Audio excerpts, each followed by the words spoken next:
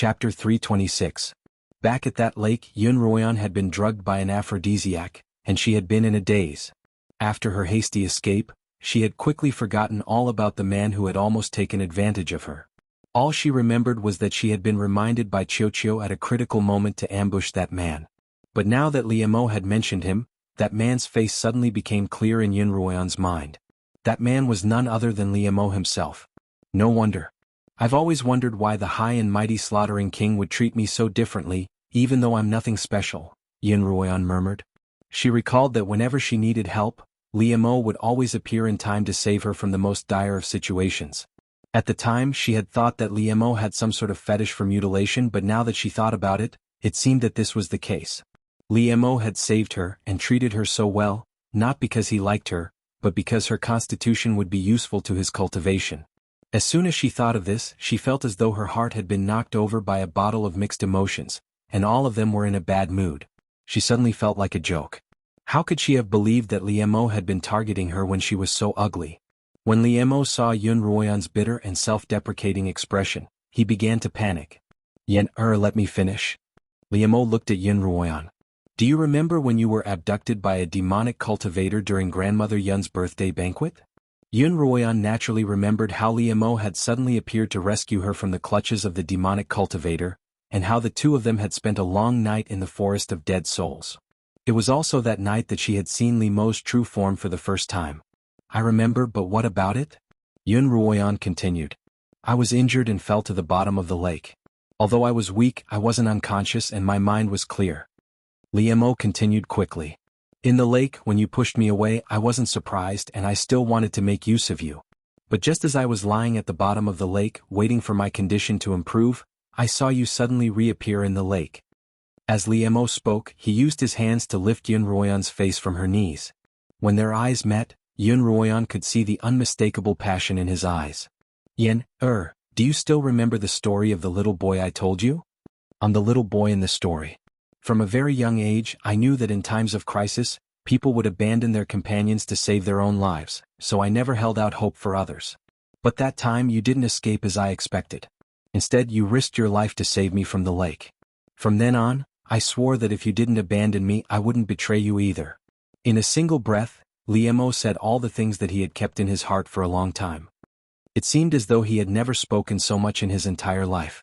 By the time he was done, Liemo felt more tired than if he'd killed 10 beasts in a row, but his heart was incomparably relaxed. Liemo could deceive everyone in the world without batting an eyelid, and even his mother, Empress Shuetong, hadn't been able to completely see through him. But when he faced Xuanhuan, the woman he loved with his life, deceit and honesty suddenly became incomparably difficult for him. Liemo looked at Xuanhuan as though waiting for her final verdict. Xuanhuan was also looking at Liemo, the man with whom she had bowed to heaven and earth, the man with whom she had spent an entire night together, and the lover with whom she was currently naked. He looked at her with the gaze of a child, his love unreservedly conveying to Xuanhuan through his eyes. Xuanhuan couldn't help but feel her heart soften. She had experienced a painful life, and she knew what was more important to her. Compared to what had happened in the past, she valued the present and the future even more. Xuanhuan finally gave Liemo a response. Jim? Liemo immediately leaned closer to Xuanhuan, his icy blue eyes staring unblinkingly at her as he waited for her to continue. Do you remember what I said to you before? If you betray me, I'll never see you again. I remember. Liemo's eyes flashed as he looked at Xuanhuan, a sense of panic he had never felt before. Alright, I'll repeat myself. Liemo, from now on, if you betray me again, we'll never see each other again. Xuanhuan emphasized each word. Liemo stared at Xuanhuan for a long while before finally reacting. He placed his hands on her shoulders and asked, do you mean to say that you won't blame me for hiding the fact that you're a human furnace? Xuanhuan nodded, then shook her head. Finally she sighed. When I first heard about it, I was really angry. I don't think any woman would be willing to become a human furnace. But after thinking about it, I don't think I can blame you. If I were you, when I met someone with a human cauldron physique that could help me cultivate, I would have the same thought and put it into action, so this is not your fault. As for why you didn't tell me about this earlier, I can only say that it's fortunate that you hid it from me when I wasn't deeply in love with you. Otherwise, I really can't guarantee that I wouldn't have left you in a moment of impulse. But what should I do now? I like you so much that I can't even bear to be angry with you. Xuanhuan had to admit that it wasn't easy to be angry with Li Mo's breathtakingly perfect face. Xuanhuan sighed helplessly. Li Mo, if you hadn't betrayed me first, I'm afraid I wouldn't have been able to part with you. That's what I wanted to say to you. Li Mo finally relaxed and pulled Xuanhuan back into his embrace. Only then could the two lovers truly treat each other with sincerity. Deep in her heart, Xuanhuan was actually quite thankful that she had a special constitution as a furnace. If not for it, Li Mo wouldn't have been able to see her in the sea of people around her. If she didn't have such a special constitution, she would only be able to watch as Li Mo suffered such a grievous injury. Perhaps the heavens had given her this special constitution so that she could be together with Li Mo, just as the heavens must have given her some sort of mission when she was reborn. The first elder had determined that Li Mo's injuries were fatal, so when he came out of seclusion after 2 days and 1 night, he couldn't help but be surprised to see Li Mo standing in front of him, perfectly fine. However, he quickly recalled what Li Mo had told him about Xuanhuan's constitution, and he immediately understood what was going on. That's good. The first elder patted Li Mo's shoulder. He had been wondering how he should tell Empress Shuetong about Li Mo's injuries, but that problem had been solved. At first, Xuanhuan was worried that the first elder would ask too many questions, and she was prepared to take her leave. However, the first elder didn't seem interested in Li Mo's recovery, and Xuanhuan couldn't help but sigh. Ruoyan. The first elder suddenly turned to Xuanhuan. Excuse me for a moment, I have something to say to Li Mo. Xuanhuan nodded, glanced at Li Mo and walked out. Master, what's the matter? Li Mo asked. Since the first elder had sent Xuanhuan away, there had to be something he wanted to tell her that he couldn't let her know about. I have something to tell you, the first elder suddenly said mysteriously. The first elder's tone suddenly turned mysterious. It's not that I'm intentionally avoiding Ruoyan, but it's more appropriate for you to speak to her alone. After about 5 minutes, Li Mo finally emerged from the first elder's training room. Let's go. Li Mo immediately pulled Xuanhuan out of the southern tower. Where are we going? Xuanhuan asked once they were out of the southern tower. To your cottage by the cliff. A green light flashed beneath Li Mo's feet, and he soared into the air with Xuanhuan in tow. Xuanhuan looked down from her sword and saw that quite a few students had already gathered in the academy grounds. The holidays had ended without her noticing. Xuanhuan raised her head and saw that not far away, dozens of swords were piercing through the clouds and stopping in the plaza of Kongming Academy. Those were the students that her seniors had picked up from the bottom of the Kongming Mountains, those who were too weak to fly on their swords. Xuanhuan also saw a few familiar figures among the swords: Zhui Yifeng, Lin Qingxue and Lin Qingchen. Lin Qingchen was being carried by a senior, while Lin Qingxue was standing on Zhui Yifeng's sword. In the past, Xuanhuan wouldn't have felt that there was anything wrong with Zhui Yifeng carrying Lin Qingxue on his sword. However, ever since Zhui Yifeng had confessed to her that he didn't like Lin Qingxue, Xuanhuan had become quite disgusted with the two of them being so close. Xuanhuan felt that, if they didn't like each other, it would be better to be decisive. If they continued to flirt with each other, one of them would surely be hurt. And between Zhui Yifeng and Lin Qingxue, the one who would be hurt would be Lin Qingxue. It looks like I'll have to talk to Lin Qingxue as soon as possible, Xuanhuan thought. No, let's talk to Zhui Yifeng first. She knew that Lin Qingxue was an extremely stubborn person, even more so when it came to relationships. It wouldn't be easy to convince her, and it looked like she would have to start with Zhui Yifeng. As Xuanhuan mulled over this, she was soon brought back to the cottage by the cliff. As soon as they entered, Li Mo pressed Xuanhuan onto a chair. What's the matter, Li Mo? Xuanhuan looked at Li Mo curiously. What did the first elder say to you? Li Mo sat down across from Xuanhuan.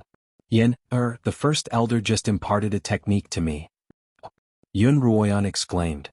No wonder the first elder told me to leave. It must be a secret technique that isn't taught to outsiders, right? That's right. Li Mo confirmed Xuanhuan's guess. Indeed, it's a secret technique that isn't taught to outsiders. To be precise, there's only half of it left in Kongming Academy, and it's almost completely lost. Just now, Master suddenly remembered that he had stumbled upon this half of the technique in a secret chamber, and he handed it to me. What secret technique? Li Mo's words piqued Xuanhuan's curiosity, and she couldn't help but ask. Li Mo took out a jade slip from his pocket and handed it to Xuanhuan. The first half of the technique is in this jade slip.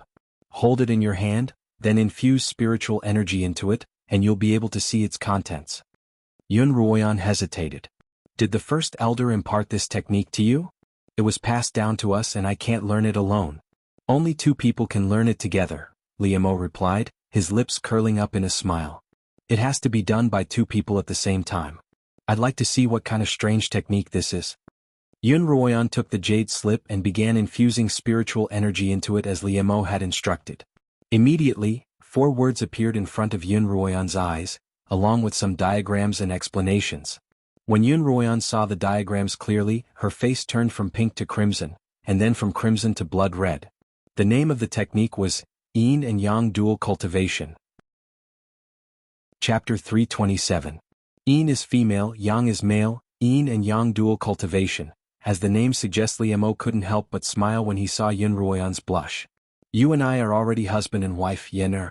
You don't have to be so shy. Xuanhuan cleared her throat and pretended to be calm. I'm not shy. It's just that I've heard that dual cultivation doesn't seem to be an orthodox method and I just can't help feeling shy. Meeting Liemo's burning gaze, Xuanhuan thought back to last night's events and blushed again. She lowered her head. Yen. Liemo held Xuanhuan's small hand in his own.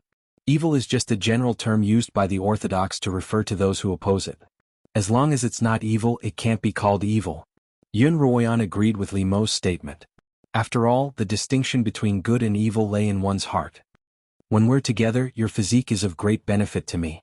But although it doesn't harm you, it doesn't help you much either. I've glanced over this dual cultivation method, and it's clear that Yin and Yang complement each other. The fusion of ice and fire will surely allow both of us to advance in cultivation. Seeing that Xuanhuan didn't give a clear response, Liemo continued, we'll be heading to the alternate dimension in less than 2 months' time. Once we're there, the first thing we need to do is rescue Xianfeng from the Li family. Fighting against the Li family won't be an easy task, and we'll need sufficient strength. Only when both of us are strong will we be able to reduce our worries.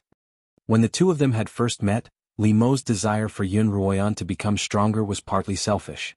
Only when Xuanhuan's cultivation was high enough would she be able to dual cultivate with him. Later, when Liemo fell in love with Xuanhuan, he actually didn't want her to become too strong, because he was confident that he could protect her and become her pillar of support. However, the events of last night and the past few days had changed Liemo's mind. Liemo knew that Xuanhuan wasn't a woman who was willing to live under a man's wings, even if that man was her husband. Moreover, their opponents were getting stronger and stronger. Liemo had a feeling that, against stronger opponents, Xuanhuan would be able to display strength that would shock even him. As for Xuanhuan, Liemo had told her more than once to rely on herself, that she wouldn't have to live such a tiring life. But this was the first time she'd heard him encourage her to become stronger. Xuanhuan finally looked at Liemo, her shyness turning into seriousness. Ever since her rebirth, she had never wavered in her determination to become stronger, and she would continue to work hard to achieve that goal. When will we start cultivating? Xuanhuan looked at Liemo. Almost instantly, the blush on her face disappeared, replaced by a determined look. Liemo couldn't help but laugh at her serious expression. Yen, if you're in a hurry, we can start cultivating right now. Liemo's words instantly shattered Xuanhuan's serious expression. She glared at Liemo angrily. To outsiders, this man was like a block of ice, but in front of her, he couldn't be serious at all. Haha. Liemo laughed out loud. He reached out and lightly flicked Xuanhuan's forehead. Today's the first day of classes at Kongming Academy, and in a moment, we'll all be attending a lecture in the plaza. After that, there'll be a meeting of the elders to discuss the next 2 months of training, as well as what we should pay attention to when we venture into the alternate dimension. At night, your 2 sisters who haven't seen you in days, will surely come looking for you. Liemo explained everything to Xuanhuan in detail. We'll probably be busy until nightfall, and when it's quiet, Yen, be good and wait for me in your room. Although they were husband and wife, they were still master and disciple at Kongming Academy. Furthermore, Xuanhuan felt that the academy was a place for cultivation, not a place for public displays of affection. As a result, she had suggested to Liemo that they not act as husband and wife in public. Liemo actually didn't agree with Xuanhuan's suggestion. Why would they hide the consort they'd finally married? They didn't need to care about what others thought of them.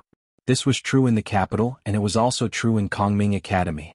However, Liemo chose to respect Xuanhuan's request before she was ready. The large bell in the plaza rang, and Xuanhuan and Liemo left the cottage by the cliff and arrived at the plaza. By the time they arrived, almost all of the students were already present. Xuanhuan walked into the Southern College's procession, while Emo walked toward the only empty chair on the dais. Sister Ruoyan. When Lin Qingxue and Lin Qingchen saw her, they both greeted her happily. Sister Ruoyan, I went to visit you after your wedding, but you weren't here anymore. Lin Qingxue grumbled to Yun Ruoyan, Sister, now that you've got a brother-in-law, you've completely forgotten about us. How could you just leave like that? I'm so heartbroken. Lin Qingchen didn't say anything, but she looked at Yun Ruoyan, who was also trying hard not to laugh.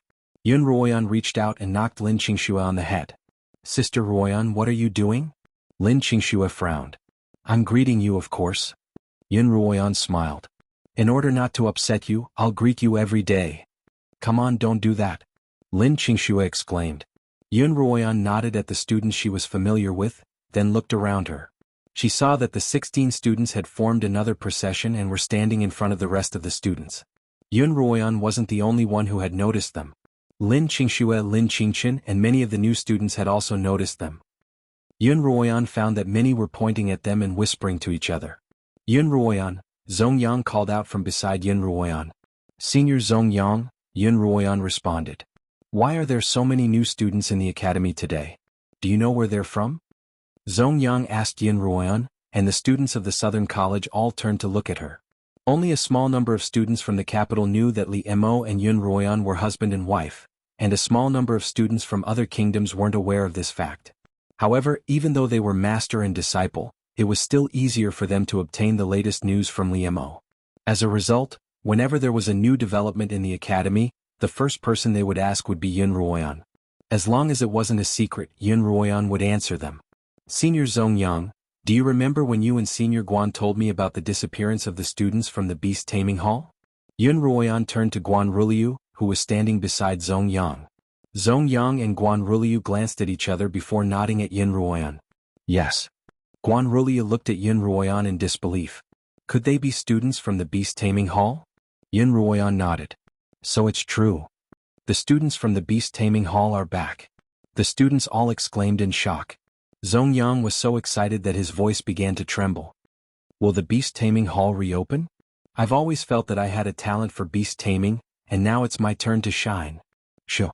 Yun Ruoyan gestured for the crowd to be silent, then pointed toward the stage. The crowd watched as Tsang Song, the provost of the Southern College, stood up from his chair. He bowed to the elders behind him, then walked to the front of the stage and began his speech. His speech began with a few words about how the holidays were over and how they should work harder in the new semester. Then Tsang Song cleared his throat, his expression becoming more solemn. His gaze swept across the crowd, finally landing on the 16 students. Today I'd like to announce something to everyone. I'm sure you've all seen that our academy has gained 16 new students today. Tsang Song's voice was infused with spiritual energy, and his voice wasn't very loud, but it resonated throughout the entire plaza. Everyone's gaze landed on the 16 students in front of him. As the older students know, our academy actually has 4 halls and 5 faculties. However, 3 years ago, Qin Feng, the provost of the Beast Taming Hall, led his students into an alternate dimension to undergo a trial. As a result, we lost contact with the academy. This incident dealt a heavy blow to the Beast Taming Hall, and even the entire academy, and the Beast Taming Hall was shut down for 3 years. Tsang Song's voice rose slightly as he continued. Not long ago, the students of the Beast Taming Hall returned. These 16 students are from the Beast Taming Hall, so the elders have decided to reopen the Beast Taming Hall. Senior Tsang Song, why don't I see Manager Qin? A male instructor standing at the front of the procession asked. He used to be a member of the Beast Taming Hall, but he'd only been transferred to the Beast Taming Hall after it closed. That's right, where's Manager Qin? Some of the older students also asked. That's what I'm going to tell everyone next. Tsang Song gestured for the crowd to be silent. Manager Qin is temporarily unable to return to the academy due to some matters, so Rong Qianzong and I will be temporarily replacing him as the head of the Beast Taming Hall while we await his return. Ruoyan, do you know what's going on? Why isn't Manager Qin back with the rest of the students? And if I recall correctly, there were more than 16 students in the Beast Taming Hall, as well as 5 to 6 instructors. As a veteran of Kongming Academy, Zongyang had always been privy to many things, so he had many questions. This matter is a little complicated and I'll explain in detail later. Yun Ruoyan could only brush him off for the time being. After Tsang Song's announcement, he began to upgrade the nameplates that were held once a semester. Kongming Academy's nameplates were divided into 5 grades: red, yellow, azure, blue, and purple. This time, the nameplates would be upgraded based on the student's progress in cultivation. Xuanhuan was one of the few new students to become an 8th rank blade master in a single semester, and her nameplate was immediately upgraded to blue. Chapter 328. When the blue light shone on Xuanhuan's identity token, the students around her couldn't help but let out gasps of surprise. In Kongming Academy, blue was already the highest grade one could possess. Above blue was purple, which was rare even among the instructors and students of the 3 halls. As a result, blue was considered one of the higher grades in Kongming Academy. Apparently, those with a blue identity token don't even have to pay to eat in the capital's restaurants, one of the students commented enviously. Not just that. Have you heard of the Yuelu Villa's immortal abode? There's a private room there reserved for those with a blue identity token. Even members of the imperial family don't get to enjoy such treatment. Another student clicked his tongue. And with a blue identity token, you'll be treated like a VIP even in other countries. When will I ever be able to get a blue identity token? Stop dreaming. I'm afraid we'll never get that chance in this lifetime. At first, it was only the students from the Southern College who cried out in surprise, but the cries soon spread to the Northern, Western, and Central colleges. When Pei Zio and Rong Yueshan saw that the dazzling blue light was emanating from Xuanhuan's body, their eyes were first filled with disbelief, then hatred. Both of them were talented and hardworking. Pei Zio practically didn't leave his residence during the holidays. Accompanied by his father, Pei Xiong, he cultivated diligently every day and managed to reach the peak of a 7th rank blade master in the span of a single holiday. He had thought that he would be able to catch up to Xuanhuan in this way, but what he didn't know was that Xuanhuan had already broken through to 8th rank by the time she returned from the forest of giant trees. Although Rong Yueshan wasn't as diligent as Pei Zio, the second elder favored her greatly, and Rong Qianzong was related to her by blood. Both of them had taught her without reservation, so Rong Yueshan had reached the peak of 7th rank before Pei Zio. However, there was a bottleneck between 7th rank and 8th rank, and it wasn't so easy to break through it. This was a well-known fact among cultivators. As far as the two of them knew, Xuanhuan's cultivation had stagnated at this stage for a long time, so they assumed that she would be stuck there for at least 2 or 3 years. That way the two of them would have ample time to catch up. However, to their surprise, Xuanhuan's cultivation had already broken through the peak of the 7th rank and reached the 8th rank during the holidays. How could she have broken through so quickly? Rong Yueshan's face was filled with shock. On the other hand, Pei Zio couldn't say a single word. Compared to Rong Yueshan, Pei Zio understood Xuanhuan more thoroughly. It wasn't as simple as Xuanhuan breaking through the bottleneck of a 7th rank blade master in a short period of time. Pei Zio thought back to more than a year ago when she was still a punching bag in the Yun family, an ugly girl who would blush at the slightest provocation. In a daze, Pei Zio felt as if she weren't a human at all. This wasn't the first time he had experienced such a daze. Over the past year, Xuanhuan had surprised him so many times that he couldn't even count them all on his fingers. Pei Zio had a feeling that he would never be able to catch up to Xuanhuan. This thought also appeared in Rong Yueshan's mind, but it was only for a fleeting moment. She quickly found a reason to calm herself: the slaughtering king Liemo. As far as Rong Yueshan knew, Xuanhuan had only changed after meeting Liemo. The slaughtering king must have fed her some sort of spiritual pill that allowed her to advance so quickly. She wasn't as surprised as she had been when she thought of this. After all, there wasn't much to be said about an expert who had accumulated a large amount of spiritual pills. Although the slaughtering king was a formidable figure on the Xuanhuan continent, the Rong family wasn't far behind. If Xuanhuan could afford to consume spiritual pills, then so could Rong Yueshan. As a result, Rong Yueshan made up her mind that she would cultivate with a large amount of spiritual pills. She refused to believe that she wouldn't be able to catch up to Xuanhuan with a large amount of spiritual pills and the careful guidance of her 2 masters. Look, there's another blue rank student over there. Just as everyone was immersed in their shock at Xuanhuan's cultivation, a student suddenly pointed in the direction of the central college. All of the students, including Xuanhuan, turned in the direction of the central college. It's Brother Zhua, it's Brother Zhua. Lin Qingxue shouted excitedly. The student who had advanced to the blue rank like Xuanhuan was none other than Zhua Yifeng. That beastkin brat's also an 8th rank blade master? How is that possible? Pei Zio couldn't remain calm any longer. Rong Yueshan was the same. If Xuanhuan had broken through with Li Mo's help, then what about Zhua Yifeng? He certainly wasn't as lucky as Yun Ruoyan to have Li Mo as her backer. However, Rong Yueshan was also an extremely intelligent person. She firmly believed that it was impossible for them to break through to the 8th rank on their own at their age. As a result, she guessed that Yun Ruoyan and Zhuo Yifeng must have obtained some sort of treasure that would allow them to break through in their cultivation. Rong Yueshan's guess was correct. Yun Ruoyan and Zhuo Yifeng had indeed broken through because of a heavenly spirit fruit. However, that heavenly spirit fruit was something that Rong Yueshan wouldn't be able to obtain in her lifetime. Haha, our central college is finally going to have a blade master, haha. The person who laughed was the 6th elder of the central college. He had long known that Zhuo Yifeng was an 8th rank blade master, but he had kept it a secret all this time, waiting for the day when he could slap the other elders in the face in front of all the students. The 6th elder couldn't hide his excitement. He stood up from his seat and laughed heartily at the other elders. Elders, it's really not easy for me to groom an 8th rank blade master from a student that none of you wanted. Even I have to admire myself for my hard work. The 6th elder was famous for not doing things by the book, and being humble had nothing to do with it. In the past, he had shamelessly tried to think of ways to get his students to advance in rank, only to be ridiculed behind his back. This time, however, he had finally obtained a student who had advanced through his own efforts. How could he not show off in front of everyone? 6th Junior, you seem to have forgotten. The 3rd elder couldn't bear to watch the 6th elder's smugness any longer. If I remember correctly, this Zhuo Yifeng wasn't rejected by any of our academies. Rather, he was transferred from the 1st elder's southern college to the central college of his own volition. The fact that his cultivation has improved so quickly can only mean that it's because of his own abilities, and it has nothing to do with you, 6th Junior. 3rd elder, I don't like what you're saying. The 6th elder panicked. Why did my disciple transfer from the southern college to the central college?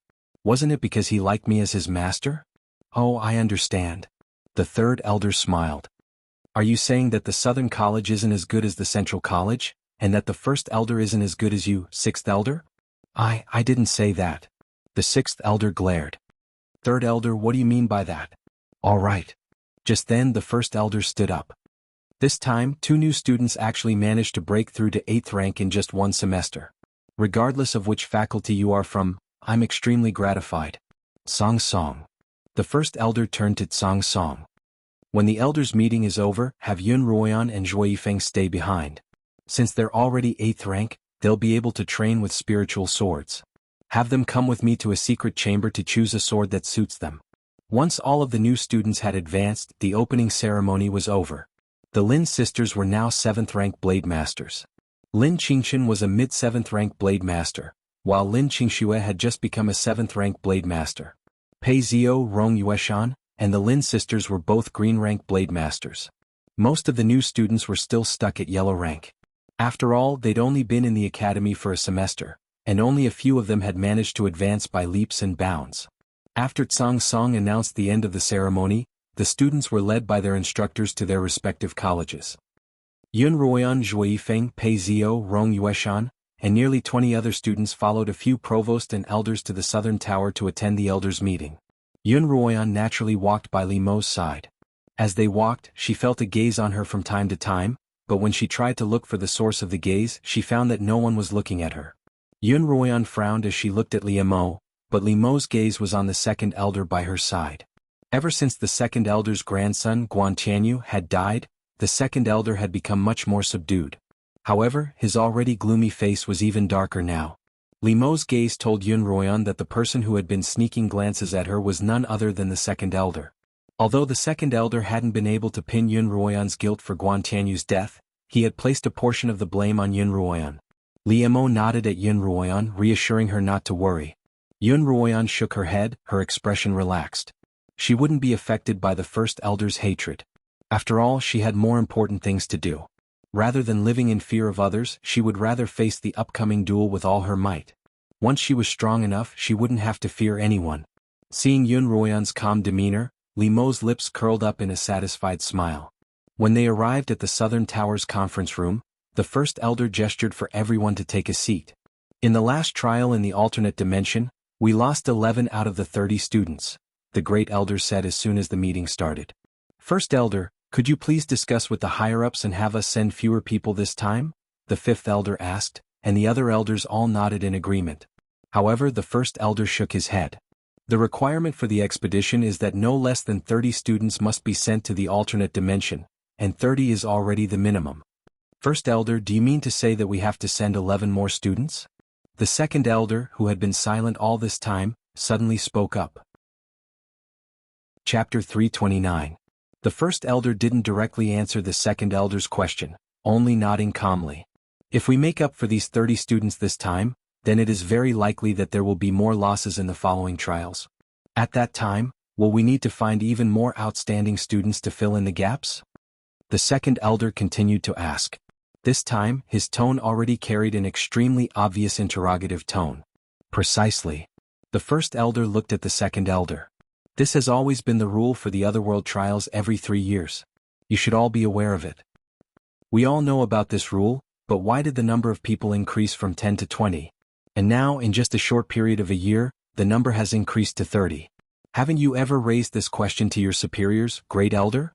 The second elder questioned coldly. The second elder's northern college had lost the most students in the giant tree forest, and even his own grandson had been sacrificed. Furthermore, according to past conventions, the college that had lost students should be replaced by another one. Faced with such a situation, it would be strange if the second elder wasn't anxious. With the second elder taking the lead, the other elders, who had always had their own opinions, immediately began to chime in. It wasn't easy for us to carefully select our elites from the various kingdoms of the Xuanhuan continent, but in such a short period of time, they're going to be sent to the Otherworld to be trampled on like meat being cut off. The fifth elder sighed. Regardless of whether they're of low or high cultivation, once they're sent to the Otherworld, there's a slim chance of survival for those with high cultivation, while those with low cultivation are practically sending themselves to their deaths. However, I can't possibly send the elites of our college there, the third elder added. This was why the students chosen to participate in the Otherworld trials weren't the elites of the 3 institutions, but only the students of the 5 colleges. That's right, first elder, can you discuss this with your superiors? This time it's still 20 students. Next time give us 30 more. At this time, even the usually carefree sixth elder showed great reluctance. The few elders kept on grumbling non-stop. Their words were heard by the 19 students sitting on the periphery, and they couldn't help but reveal doubtful expressions. Wasn't going to the Otherworld something that everyone looked forward to? Why did the elders all look so reluctant? From the elders' tone, they could tell that venturing into the otherworldly realm was a perilous affair, but the path of cultivation was often fraught with peril.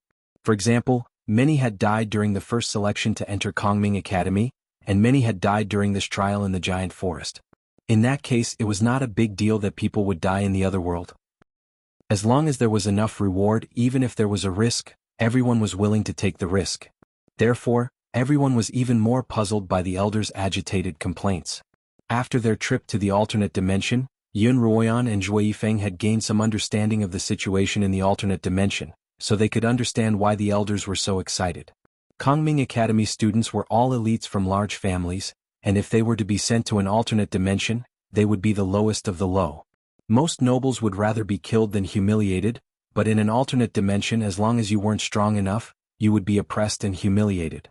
Perhaps even if you were strong enough, you would always be inferior to others simply because you came from a lowly continent. Elders and chosen students, the first elder finally spoke.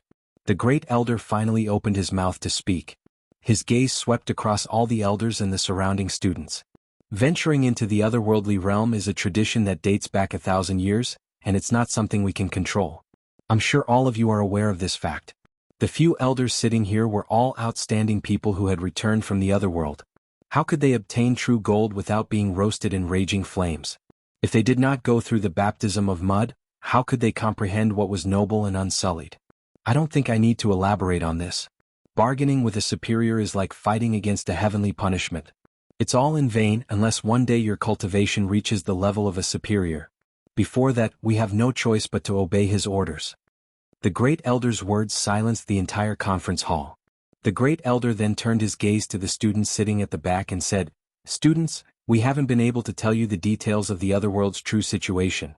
There are still 2 months before we enter the otherworld. Taking this opportunity, the elders and I will tell you the details of the otherworld situation so that you can prepare in advance."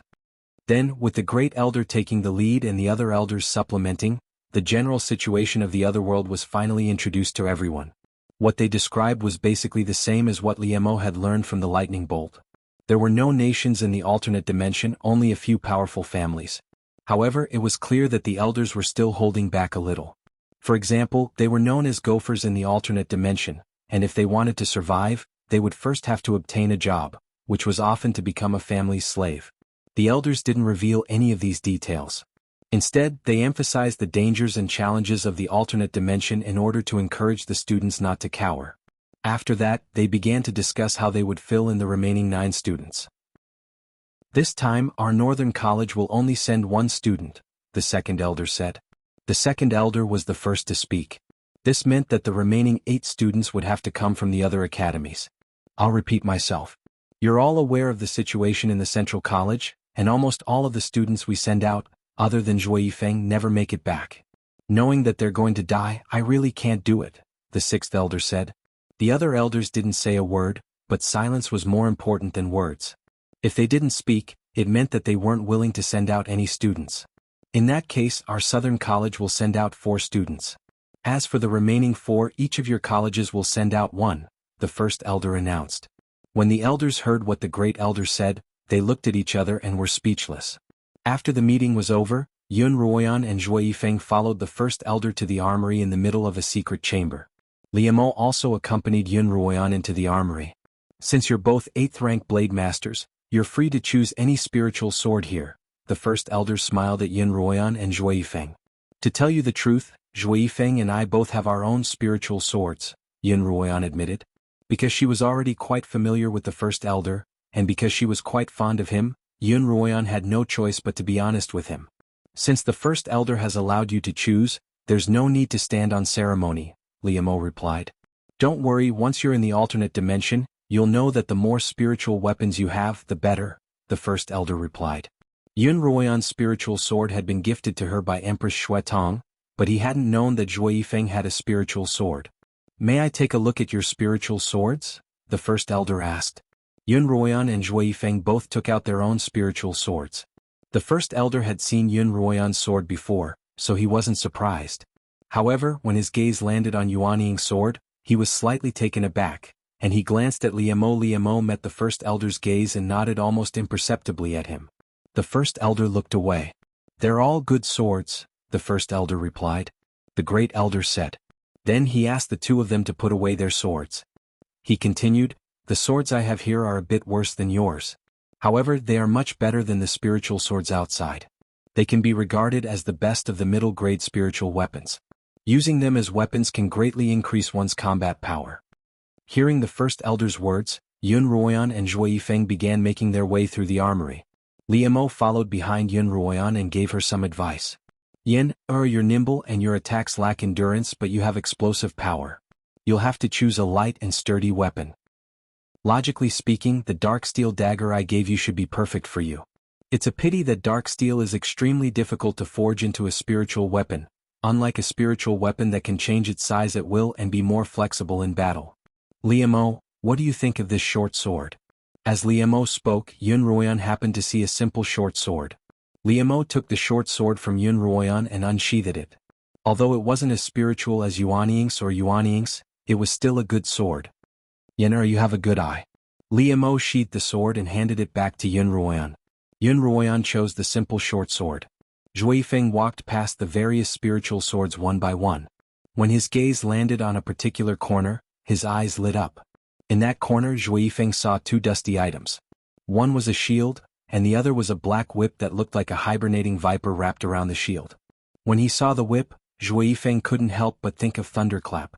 That crimson whip had exploded in the air like a clap of thunder, a frightening sight to behold. Zhuo Yifeng walked over to the corner and brushed away the dust on the shield, revealing its original appearance. It was also a pitch-black shield made of an unknown material, and he couldn't sense any spiritual fluctuations from it. However, since it had been stored in the armory, it was likely to be a spiritual weapon as well. When the first elder saw Zhuo Yifeng standing in the corner and staring unblinkingly at the shield, he walked over and explained, this shield is made from the horn of a rhinoceros, and it's also a rare spiritual weapon. However, because it's so heavy and bulky, it's never been chosen. It's been in this armory for more than a decade now. Because it hasn't been used for so long, the spiritual energy on it has dissipated a little, but it'll slowly recover as one cultivates and uses it. The great elder felt that although Zhui Feng was tall and thin, he was very sturdy and powerful. Moreover, from his eyes, the great elder could see that he liked this shield very much, so he strongly recommended it. Also, this whip is to be used with the shield. I also have a whip technique manual here. If you choose this set of spiritual energy, I will teach you the whip technique. Alright, I'll take this, Zhui Feng said as he picked up the shield and whip. The shield was rather heavy, but Zhui Feng could easily handle it. After the forging process was complete, he could shrink the shield and carry it around without affecting his movements. After choosing their weapons, the three of them prepared to leave the southern tower. The first elder had Liu Mo stay behind to speak with him, and Zhui Feng and Yun Ruoyan walked out of the southern tower first. Zhui Feng knew that Yun Ruoyan wanted to wait for Liu Mo to come out, so he said, "In that case, I'll be heading back first." He walked toward another path that led to the central courtyard. Zhui Feng, wait a moment. I have something to say to you. He had only taken a few steps when Yun Ruoyan's voice rang out from behind him. Chapter 330. Just as Zhui Feng was about to return to the academy, Yun Ruoyan suddenly called out to him. He turned around, and just as Yun Ruoyan was about to speak, she was interrupted by another voice. Brother Zhua, Sister Ruoyan. The two of them looked in the direction of the voice, only to see Lin Qingxue, Lin Qingchen, Zhong Yang, and another unfamiliar male student walking towards them along the path. Qingxue, Qingchen, Senior Zhong Yang, what are you doing here? Yun Ruoyan asked when the four of them walked up to her. Brother Zhua, your shield's really pretty. Lin Qingxue looked past Yun Ruoyan and at Zhui Feng. I just got it and it's really pretty, Zhui Feng replied coolly. Can I touch it? Lin Qingxue walked past Yun Ruoyan to Zhui Feng's side. Zhui Feng lowered his shield, allowing Lin Qingxue's small hands to caress it. She couldn't help but sigh in admiration as if no one else was around. Yun Ruoyan became more and more worried when she saw Lin Qingxue like this. Lin Qingchen glanced at her sister and shook her head. Senior Tsang Song told us to come here. He said that the first elder wanted to see us. The first elder wants to see you? Yun Ruoyan immediately had a bad premonition. During the elders' meeting, the first elder had mentioned that he would be selecting 4 students from the Southern College to fill up the list of students heading to the alternate dimension. Could it be the Lin sisters Zhong Yang and the other 2? Junior Yun, Junior Zhua will be heading in first. It wouldn't be nice to keep the first elder waiting, Zhong Yang called out. Sister Ruoyan will be heading in first. Lin Qingchen held Lin Qingxue's hand as they followed Zhong Yang and the other male student toward the southern tower. Brother Zhua, Sister Ruoyan, Lin Qingxue said as she turned around. I'll come visit you when I'm free. Wait a moment. Yun Ruoyan caught up to the Lin sisters. I'll go with you, Yun Ruoyan said, then turned to Zhui Feng. I'll come to the Central College to find you. Zhui Feng nodded slightly, then turned toward the small path leading to the Central College. Yun Ruoyan followed the Lin sisters and Zhong Yang's group into the southern tower. You're here. The first elder had just sent Liu Mo out and welcomed them at the door. The 4 of you follow me. The great elder turned around and walked inside. The Lin sisters, Zhong Yang, and the other 3 followed closely behind him. Yun Ruoyan glanced at Liu Mo before following after him. Liu Mo didn't say a word as he followed behind Yun Ruoyan. Sister Ruoyan, do you know why the first elder has summoned us? Lin Qingchen asked in a small voice when she saw that Yun Ruoyan had suddenly followed her, her expression serious. Yun Ruoyan didn't answer Lin Qingchen's question directly. Instead, she muttered to herself, I hope it's not what I think. After entering the meeting room, Yun Ruoyan subconsciously stood in front of the Lin sisters. The first elder's gaze lingered on her for a moment before he asked everyone to sit down. The southern tower was the sacred land of Kongming Academy, and this was the first time the Lin sisters and the other 3 had entered it. The 4 of them sat ramrod straight, unable to conceal the curiosity and anticipation on their faces. There had to be a reason why they had been invited here. I've summoned you all here today because I have an announcement to make. The great elder looked at them with a cautious look in his eyes. Some time ago, 9 of the students who were selected to participate in the alternate world trial were lost during the training. Therefore, we need to transfer students from the various academies to make up for these 9 spots. The 4 of you will be the students I've chosen to fill in the remaining 9 spots. First elder. Yun Ruoyan stood up as soon as the first elder finished speaking, but the first elder gestured at her to stop her from speaking. Sit down and let the first elder finish. Liu Mo patted Yun Ruoyan's back. Suppressing her anxiety, Yun Ruoyan sat down. In contrast to Yun Ruoyan's anxiety, the Lin sisters, Zongyang, and the other male student were all excited, as if they had been struck by a pie that had fallen from the heavens. There's a lot of danger in the expedition, the first elder continued. You can choose not to go. Let's go. Before the first elder could finish, Lin Qingxue stood up agitatedly. Yun Ruoyan was sitting right next to Lin Qingxue. She reached out and tugged at Lin Qingxue's arm. Qingxue, it's not fun to go to the alternate dimension. Neither you nor Qingchen should go. Why? Lin Qingchen and Lin Qingxue asked in unison. Because it's dangerous, Yun Ruoyan replied. We know, the first elder told us about it. Lin Qingxue's smile didn't waver. But as long as I'm with you and Brother Zhua, I'm willing to brave any danger with you. That's right, Sister Ruoyan. From the Imperial territory until now, we've been through quite a bit of danger together. Qingxue and I believe that as long as we're with you, we'll be able to overcome any danger. Lin Qingchen seemed to have also made up her mind to go to the expedition. It's different this time, Yun Ruoyan said anxiously. In the past, we've only faced magical beasts on the Xuanhuan continent, as well as other students like us. This time, however, we'll be facing humans and magical beasts from another world, and the dangers and difficulties we'll face are unimaginable. Junior Ruoyan, how can cultivators like us be afraid of danger? Where there's danger, there's opportunity. Zongyang, who had always been optimistic, also spoke up. As an old student of Kongming Academy, I've heard a little about the expedition. It's said that 80 to 90% of those who go there don't return. Some stay behind while others die. However, those who do return are all top-notch cultivators on the Xuanhuan continent. This is both an opportunity and a challenge. I thought that I wouldn't be able to go, but I didn't expect to have another chance. But Yun Ruoyan still wanted to persuade him, but Lin Qingxue cut her off. Sister Ruoyan, Sister Qingchen and I have both grown up and have the ability to protect ourselves. Why don't you let us go with you? Lin Qingxue tugged on Yun Ruoyan's arm and whined. Sister Ruoyan. Lin Qingchen also came over. Apart from the few of you who've already been chosen, only Qingxue and I have the highest cultivations among the new students of the Southern College. If we don't go, there will be other students with lower cultivation who must go. Won't they be in more danger? Yun Ruoyan couldn't refute Lin Qingxue and Lin Qingchen's persuasion, but apart from the fact that the expedition was an extremely dangerous place, Yun Ruoyan had another concern. In order to enter the expedition, one had to be at least an 8th rank blade master, and those who didn't would have to rely on spiritual pills to advance their cultivation.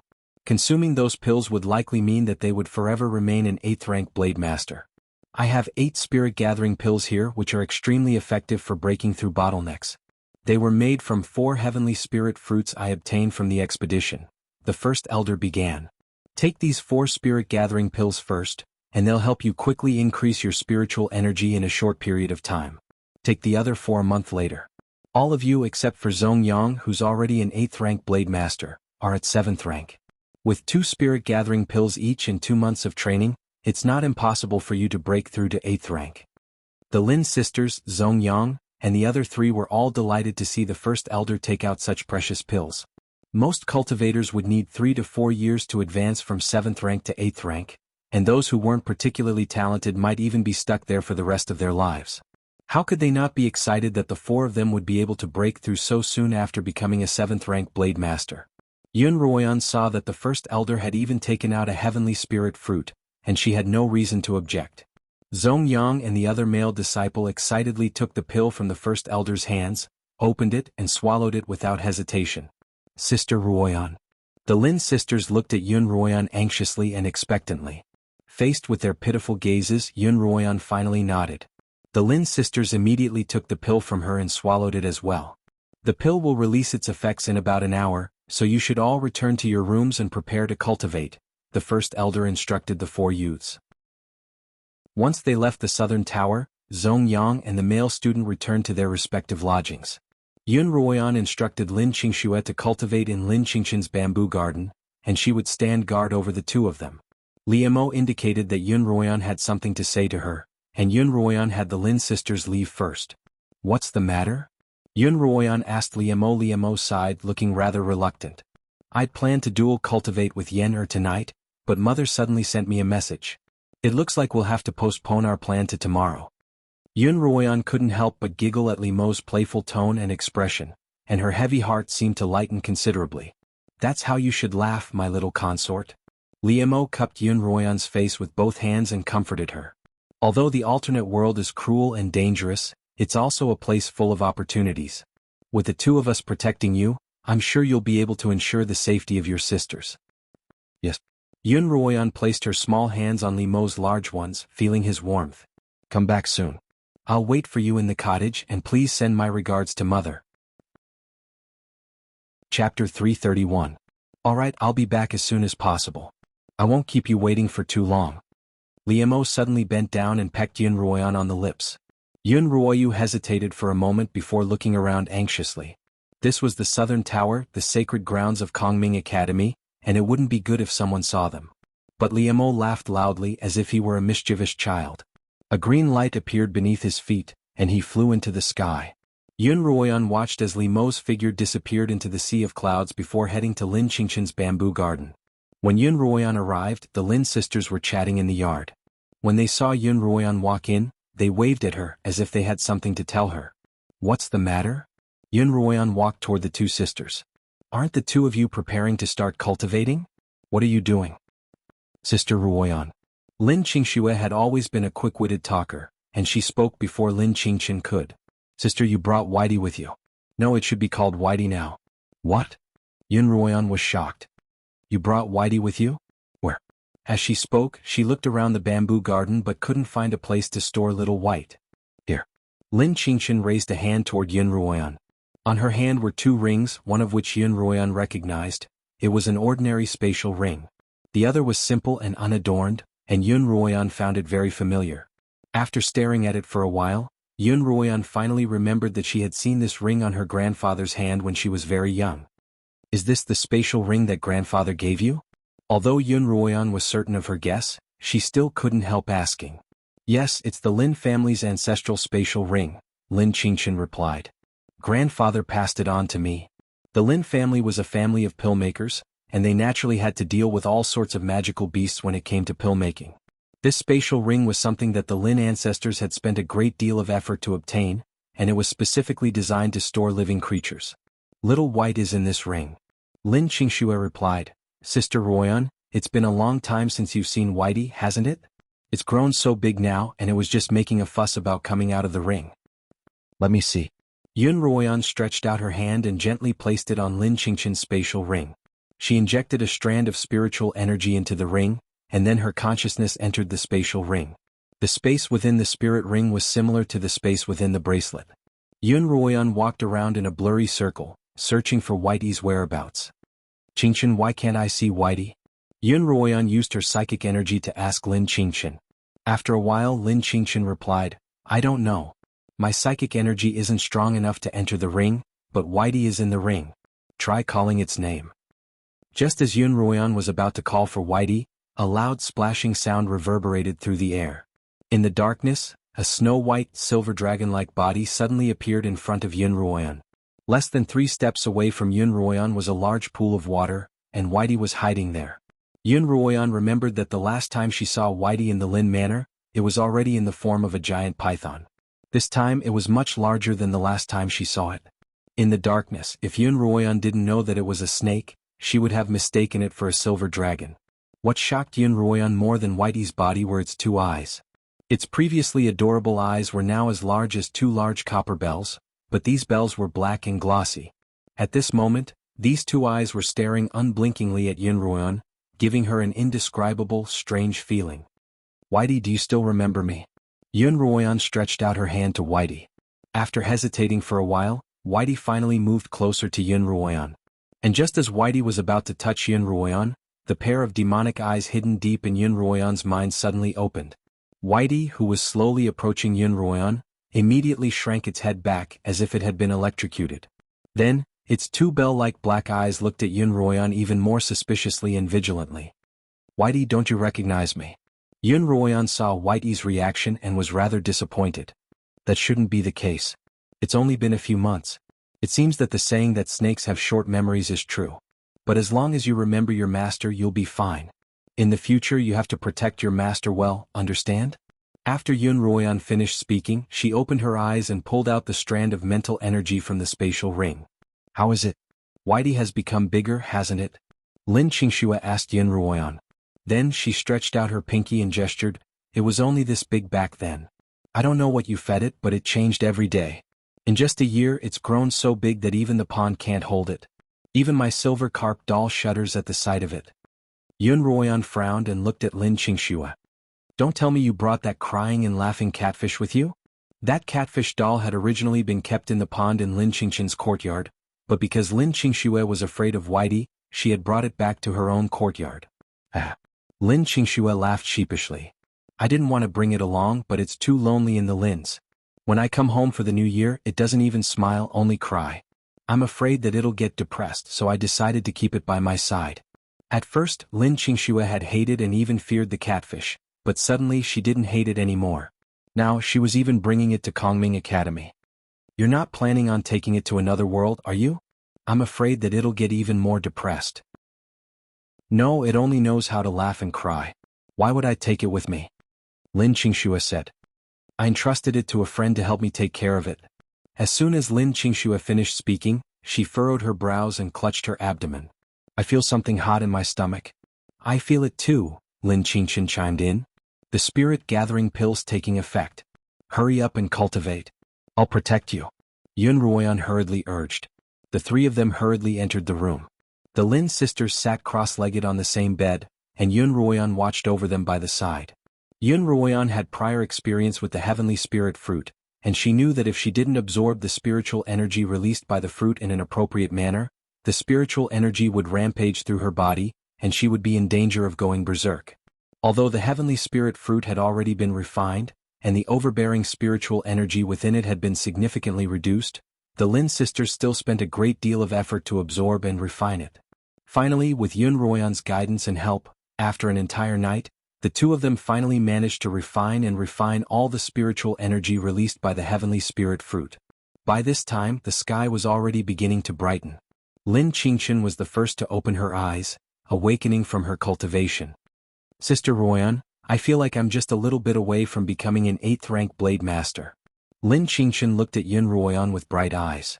She had already been a peak 7th rank blade master before, and after eating that heavenly spirit fruit, her cultivation had advanced even further. Sister Ruoyan. Lin Xianxia also woke up. She looked at Yunruoyan with wide eyes. I think I'm at the peak of 7th rank now. Although I've only just reached it, this rate of improvement is incredible. Apart from excitement, Lin Xianxia also found it hard to believe. In the past, she'd had to spend a great deal of time and energy to advance a rank, but now she'd advanced a rank in the span of a single night. This is the wonder of a sage-rank spiritual herb, Yunruoyan exclaimed. Yunruoyan couldn't help but sigh.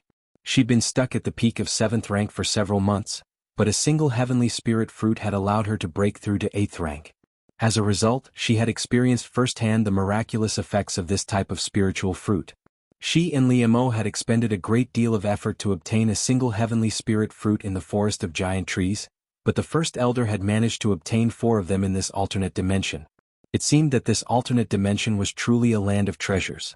It seemed that bringing the Lin sisters with her wasn't without its benefits. Thinking about it this way, Yunruoyan felt relieved. After an entire night of cultivation, all 3 of them were exhausted. Lin Xianxia slept on Lin Xianxian's bed, while Yunruoyan returned to her own cottage by the cliff. What Yunruoyan wanted most right now was to soak in a hot bath to relieve her fatigue, but she didn't know where to get hot water in the middle of the day. Fortunately, she was too tired to care about her discomfort. As soon as she laid down on the bed, she fell asleep. When Yunruoyan woke up, she found herself wrapped in a firm, warm embrace. As she turned her head bumped into Limeau's chin. You're awake, Limeau's voice rang out. When did you come back? I didn't feel anything at all. Yunruoyan snuggled deeper into Limeau's embrace, and her stomach began to growl uncontrollably. She couldn't remember how many times she had complained about her hunger in front of Liemo, and she had gone from embarrassed at the beginning to calm down. I'm so hungry. Yunruoyan clutched her stomach. Guarding a disciple is indeed a tiring task, Liemo laughed. What would you like to eat? I'll have the cafeteria prepare it for you. I want to eat meat, all kinds of meat, Yunruoyan replied unreservedly. All right, just you wait. Liemo stood up and with a flash of sword light, he disappeared out the window. Oh, prepare some for Xianxian and Xianxia as well. Xuanhuan hurriedly added, unsure if Liemo had heard her. A few moments later, Liemo reappeared in front of Xuanhuan and pulled her out of bed. Let me sleep a little longer, just a little longer, Xuanhuan murmured. Get up first. I'll show you something. I guarantee you'll be so excited that you won't be able to sleep. Chapter 332. What is it? Xuanhuan's drowsiness was instantly dispelled by Liemo's words. She stood up from the bed, and Liemo casually picked up a robe from the bedside and draped it over Xuanhuan. Xuanhuan and Liemo sat facing each other at the table. Under Xuanhuan's curious gaze, Liemo finally took out a book from his pocket and handed it to Xuanhuan. Xuanhuan could only see that it was a yellowing book that looked rather ancient. She took the book from Liemo, and just by looking at the cover she felt a sense of familiarity. As Xuanhuan flipped through the pages of the book, she remembered everything.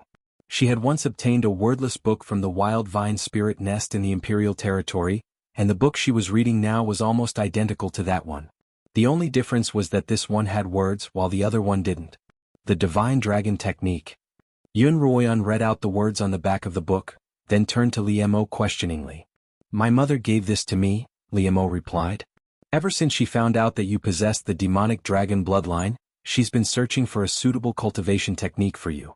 This divine dragon technique was something she spent a great deal of effort to obtain. This technique is called the Divine Dragon Technique. Does it have anything to do with dragons? Xuanhuan asked. Liemo nodded. According to my mother, this technique was left behind by the demonic dragon clan after its demise, and it's not something that just anyone can cultivate. It can activate the demonic dragon's power within your body, allowing your cultivation to far exceed that of a normal human. My mother said that the Silver Dragon clan also has a similar technique, but it can only be read by a clansman of the clan after they reach adulthood. She came to the Xuanhuan continent before she did, so she wasn't able to see it. Xuanhuan flipped through the manual as quickly as she could, only to find it extremely difficult to understand. I don't understand, Xuanhuan replied honestly, closing the book. Don't worry, Liemo encouraged. A high-level technique like this has to be learned step by step. Even if you don't fully understand it, just understanding a little of it will be immensely beneficial. As the two of them were talking, someone knocked on the door. Senior Sister Yun, your breakfast is here, an unnamed disciple said from outside the door. Coming. She was just about to stand up when Liemo beat her to it. It was a fact that the two of them were husband and wife. Even if they didn't flaunt their affection in public, there was nothing wrong with them having a private meal together. Deep down, Xuanhuan was still a rather conservative girl. Although she didn't care too much about what others thought of her, she still couldn't compare to Liemo's calm demeanor. Master Imo, this is the food you ordered for Senior Sister Yun. The disciple nervously handed the food container to Liemo, who took it and asked, Have you delivered the food from the courtyard over there? Yes. The disciple hurriedly replied, According to your request, I sent them there first, but the two senior sisters seemed to be sleeping, and it took me a lot of effort to wake them up. Liemo was afraid that the Lin sisters would wake up and disturb him and Xuanhuan, so he had made this arrangement. When Liemo placed the food container in front of Xuanhuan, she once again buried her head in the book. Liemo took out the food from the container and placed it on the table. Eat first, then study. Aren't you hungry? Xuanhuan didn't even raise her head. It's so strange. The first time I read it, I didn't understand anything at all. But now that I've flipped through it a second time, I find that I can understand some parts, as if I've suddenly been enlightened. It was a strange feeling, one that Xuanhuan couldn't describe with words. Xuanhuan was so immersed in the book that even the table full of her favorite food couldn't attract her attention. Although Liemo couldn't empathize with Xuanhuan's feelings, he knew that he shouldn't disturb her. As a result, Liemo sat quietly by the side, took out a flask of wine, and sipped on it as Xuanhuan focused on her book. By the time Liemo had drunk half the flask of wine, Xuanhuan finally looked up from her book. How is it? Liemo asked. I understand about a tenth of it, Xuanhuan replied. Just as she was about to flip to the first page and start reading again, Liemo pressed her hand down. Eat something first before it gets cold, Liemo urged. At Liemo's urging, Xuanhuan stuffed her stomach full of food. Finally, she wasn't hungry anymore. Then, as if possessed, she began to look at the ground 3 more times. The third time, however, she watched until the sky was completely dark. Because cultivators could see at night, Xuanhuan subconsciously channeled spiritual energy into her eyes to continue reading, but she even forgot to light the lamp. When Liemo brought dinner into the room, he saw Yunruoyan's eyes glowing with spiritual energy, almost unblinking as she stared at her book. For some reason, Liemo had a strange feeling that something wasn't right. It's time for dinner." Liemo lit the lamp and called out to Yunruoyan. Yunruoyan didn't respond. Liemo saw that she had already flipped to the last few pages of the book, and he didn't rush her. Instead, he waited quietly, but it took Yunruoyan another 2 hours to finish the last few pages. After finishing the last page, Yunruoyan closed the book and closed her eyes, her expression serene and solemn. After a long while, Yunruoyan slowly opened her eyes, and a barely discernible red light flashed across them. Liemo was busy picking at the wick of the lamp that was about to burn out, and he didn't notice the red light. When Liemo turned around, he saw Yunruoyan staring at him in confusion. "How was it this time?" Liemo asked. "I understood about an eighth of it," Yunruoyan replied. "But when I closed my eyes and tried to recall, I found that my mind was completely blank, as if I'd forgotten everything I'd just read. It's so strange." "There must be something strange about this technique," Liemo replied. "You're already very tired today. Eat something and then rest." Liemo took the book from Yunruoyan's hands and stuffed it back into his robes. "Now eat something and then we'll begin our dual cultivation." Only then did Yunruoyan wake up from her dazed state. She looked at Liemo with a dazed expression. "It's not a good day for dual cultivation, is it?" Of course, Liemo couldn't bear for Yunruoyan to dual cultivate with him when she was so tired, and he was only teasing her. After Yunruoyan's meal, Liemo prepared hot water for her bath. Yunruoyan sat in front of the table, propping her head up on her elbow as she stared at Liemo's back as he added water to her bath.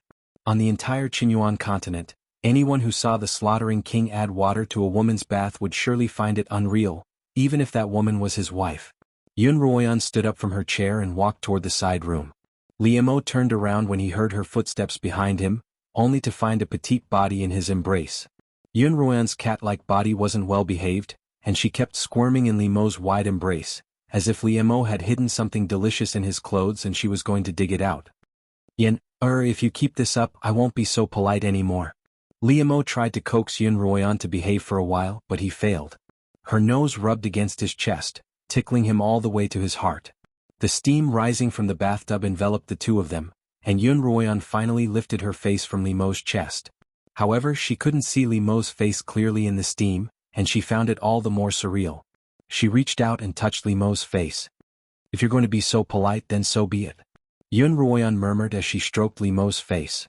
Her voice was soft, and her eyes were alluring as they met Liemo's gaze through the steam. I'm afraid I'll tire you out." Liemo's voice was starting to grow hoarse. "I don't know why, but my brain feels a little tired." Yunruoyan frowned, her tone soft. "I feel a little dizzy, but my body isn't tired. I feel like everything around me isn't real, and even you aren't real. I want to do something that will make me feel like both of us are real." "All right." Liemo only had time to say a single word before the fire that had been ignited by Yunruoyan burst forth uncontrollably. He leaned down and kissed Yunruoyan. At first, he was afraid of hurting her, so he only kissed her lightly. However, Yunruoyan, who was usually shy when it came to intimacy, stood on her tiptoes and kissed Liemo fiercely, her entire body clinging to Liemo's like a vine. With a thump, the two entwined bodies collapsed into the large tub behind them. Liemo couldn't help but think back to the lake in the Phoenix Orchid Forest, when he had first seen Yunruoyan's true appearance. How breathtaking had he been! Her hair and face were wet, and her petite body was even more delicate than the petals of a phoenix. She was as soft and beautiful as a flower bud swaying in the wind, waiting for him to pluck her. Yunruoyan clung to Liemo tightly, calling his name over and over again. She was completely immersed in the pleasure of being a fish in water. Meanwhile, Liemo forced himself to remain clear-headed. He activated the dual cultivation technique in his mind, and spiritual energy began to seep out of his body. A white glow of spiritual energy slowly enveloped Yunruoyan's body, enveloping her as well. The two of them were enveloped by Liemo's spiritual energy, like silkworms waiting to break out of their cocoons. At the same time, in a secret chamber in the Beast Palace, the first elder was standing in front of Empress Shuetong's sculpture. The dual cultivation technique and the great dragon technique have both been given to Sunemo. Giving them to Sunemo is equivalent to giving them to Yunruoyan. Empress Shuetong's cold voice echoed throughout the chamber. "The first step of the plan has been completed. The dual cultivation technique can indeed increase the spiritual energy of both parties, but where did this great dragon technique come from? The first elder asked Empress Xuetong. Chapter 333. Empress Xuetong didn't try to hide the truth from the first elder. To revive the demonic dragon clan, only a descendant of the demonic dragon bloodline can do so. This divine dragon technique was given to me by the demonic dragon's first elder, and it allows those with the demonic dragon bloodline to cultivate the demonic dragon's true form. When Empress Xuetong had met with the demonic dragon's soul in the grotto, the latter had set up a restriction on some important conversations. As a result, the first elder had only seen Empress Xuetong obtain the technique from the demonic dragon's soul, but not its specific purpose. At the time when I received this technique from the demonic dragon's soul, he told me that I'd need the demonic dragon bloodline to reach the peak of the demonic dragon realm, Empress Xuetong continued. Empress Xuetong continued, however, I have studied the divine dragon technique after returning. It is extremely difficult to understand. Just understanding it takes a lot of time, and it'll take even longer for her to reach the peak of the demonic dragon realm. In order to cultivate this technique, she'll have to expend a large amount of spiritual energy to strengthen her physical body. Empress Xuetong was eager for revenge, so she didn't want to progress slowly. Coincidentally, she knew of Xuanhuan's body constitution, and she had a secret technique in her possession that could greatly enhance Xuanhuan's spiritual energy cultivation. It was extremely beneficial for cultivating the divine dragon's techniques, and this secret technique was known as the dual cultivation technique. After a few rounds of research, Empress Xuetong believed that this technique could be used in conjunction with Xuanhuan's cultivation before she reached the peak of the demonic dragon realm. But there's something strange about this technique, Empress Xuetong continued. If one's mental fortitude isn't strong enough, the process of cultivating this technique will damage one's mind. However, as long as Xuanhuan successfully cultivates the demonic dragon's true form and completes her mission obediently, the demonic dragons won't mind even if she goes crazy. Empress. The first elder frowned. The first elder of the demonic dragon clan must have considered this possibility when he told you to give this technique to Xuanhuan only after she reached the peak of the demonic dragon realm. If Xuanhuan's mental fortitude is too weak, wouldn't all her previous efforts be in vain? The great elder's words caused Empress Xuetong to be silent for a while. Then she said, "Not necessarily. I can see that the girl is quite determined." Empress, the great elder advised again, this matter is of great importance, we need to be extremely cautious. Also, if Xuanhuan were to go crazy early on, it would definitely arouse Sun Mo's suspicions. At that time, the matter would only become more troublesome. Empress Xuetong fell silent again. After a long while she said, "I was too impatient. When you go back, tell Sun Mo that this cultivation technique is powerful, but it cannot be practiced diligently. You will certainly know his limits." When she woke up, she found herself nestled in Li Mo's embrace, and Li Mo was just as naked as she was.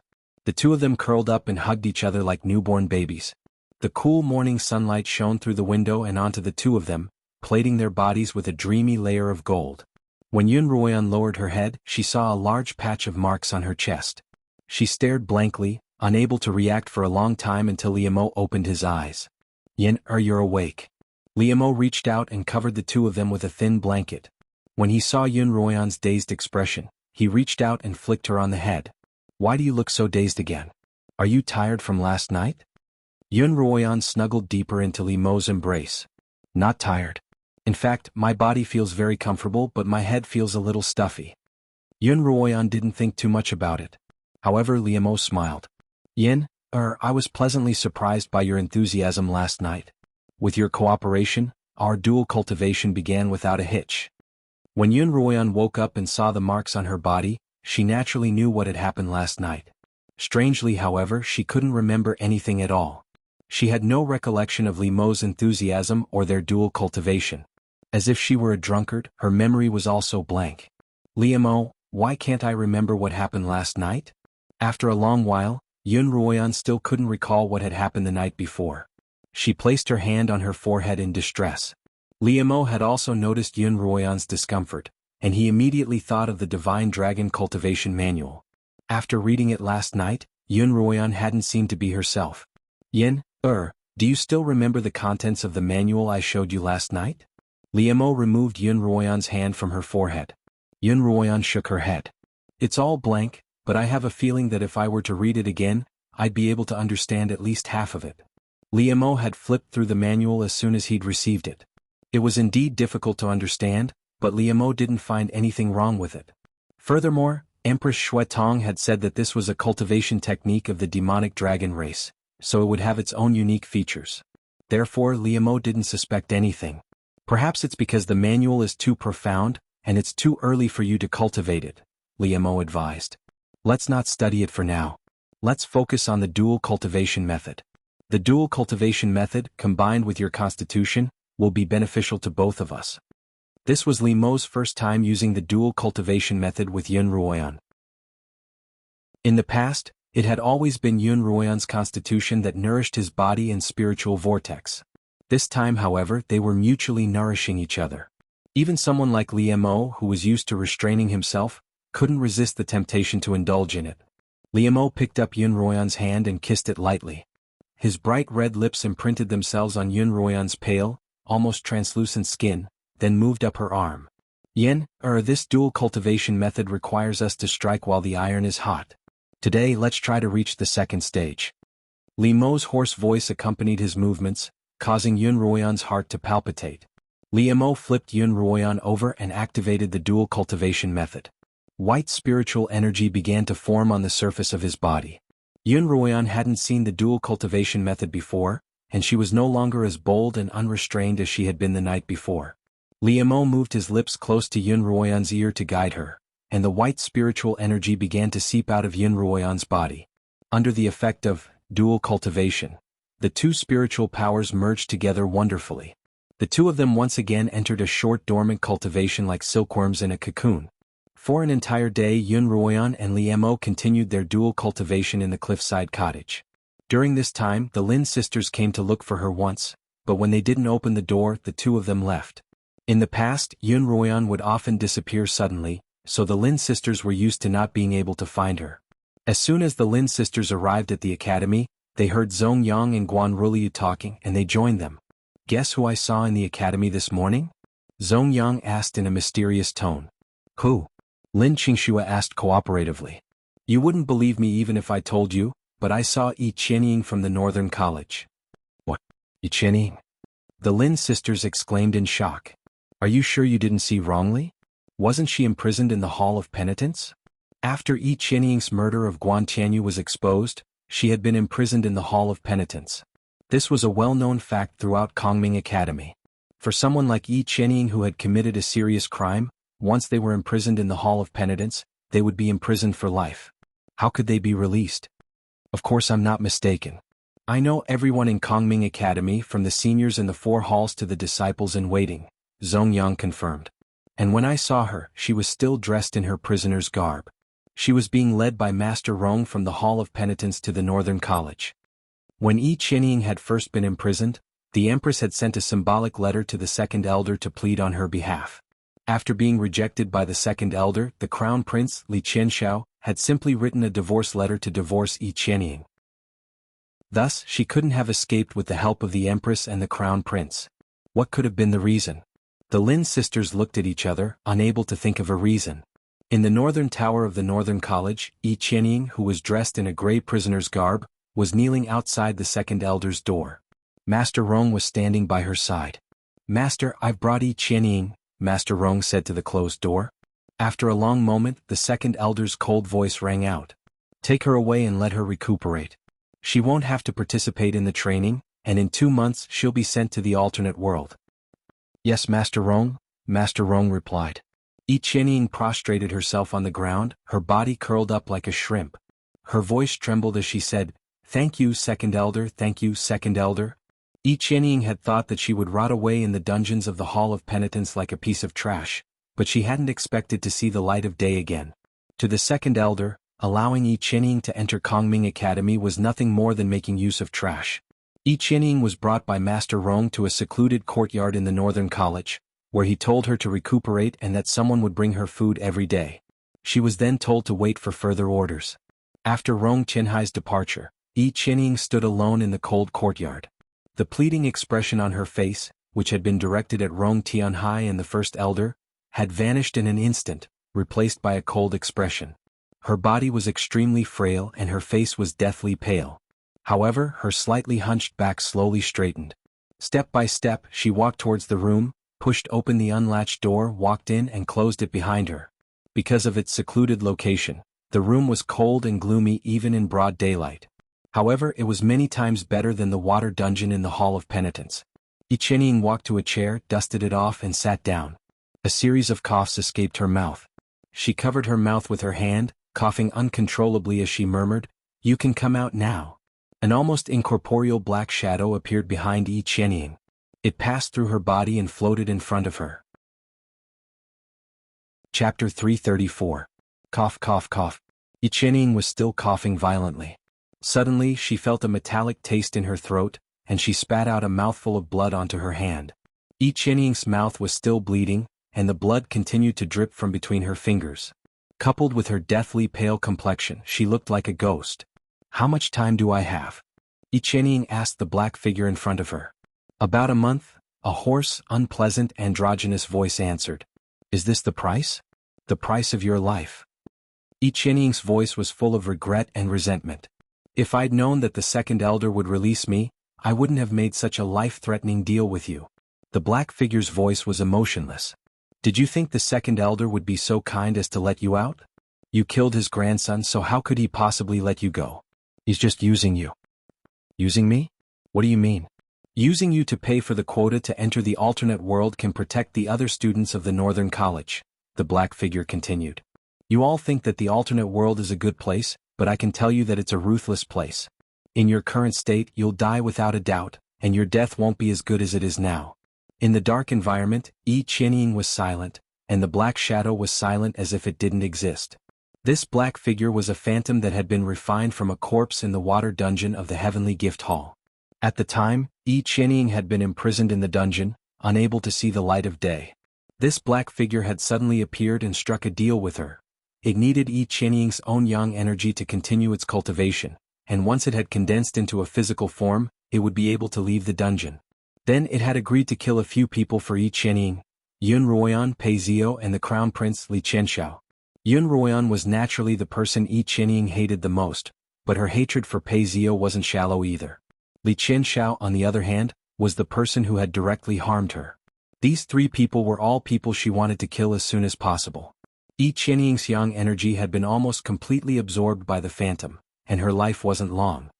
"It doesn't matter whether what you said is true or not. It doesn't mean anything to me. There is no medicine for regret in this world. Since I still have a month to live, I want to personally see these three die before me. Can you do that?" Xianxia finally accepted her fate. Her pale face took on a fierce expression as she said to the phantom, "Since I still have a month to live, I want to see these three die before me." The figure thought for a moment before replying, "With my current strength, it would be very dangerous for me to kill someone in Kongming Academy. If I were discovered, I'd be dead for sure, so I don't want to take the risk. However what?" Xianxia asked. "However, if you are willing to pay the price again, I will take this risk," Phantom replied. "I'm already a dead man. What price can I pay?" Xianxia was surprised. "Your body."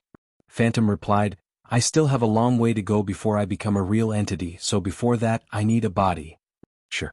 Xianxia didn't hesitate. Since she was about to die, she naturally didn't care about her own body. Even if she didn't give it to Phantom, it would only slowly rot away. "Alright, we've made a deal. I'll take action tonight. I really don't want to come back to this godforsaken place to suffer." Crown Prince Li Qianxiao pushed open the door to his own courtyard and walked in.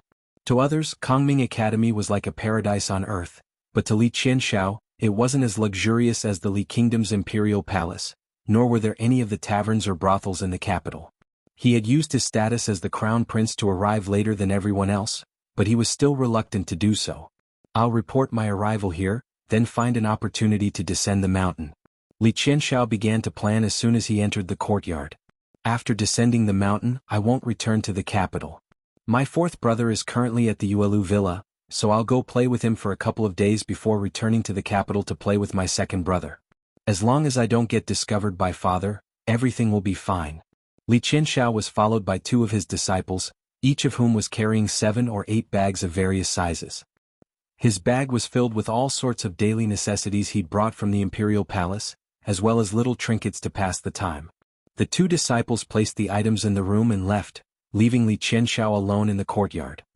"I'm too tired from the journey. I'll go take a nap before reporting to the academy," Li Qianxiao muttered to himself as he walked into the room.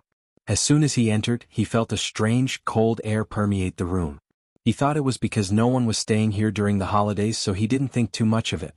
Li Qianxiao collapsed onto his bed and quickly fell asleep. In his dreams, he was spending the night with the spring brothel's top courtesan, Miss Yun. Lady Xiaoyun's soft and delicate body clung onto him. Her face was delicate and beautiful, her eyebrows were like silk, making him unable to stop. But just as he was enjoying himself, Miss Yun's face suddenly morphed into that of a skeleton, her two black eyes staring straight at him. "Ah!" Li Qianxiao screamed as he awoke from his dream. Only then did he realize that the sky was completely dark and there was no sound at all. Li Qianxiao wasn't a timid person, and he hadn't felt any discomfort living alone in this courtyard. However, the dream he had just had made him tremble in fear. As he stood up from his bed to look for a match on the table, he suddenly began to reminisce about the times when Yi Qianying was still around. Although the two of them rarely spoke, she was still a person. Li Qianxiao lit the match in his hand, and a dim yellow light gradually illuminated the room. Just as Li Qianxiao was about to light the lamp on the table, he suddenly noticed a figure standing in the corner. "Who's there?" he asked, but upon closer inspection, the figure disappeared again.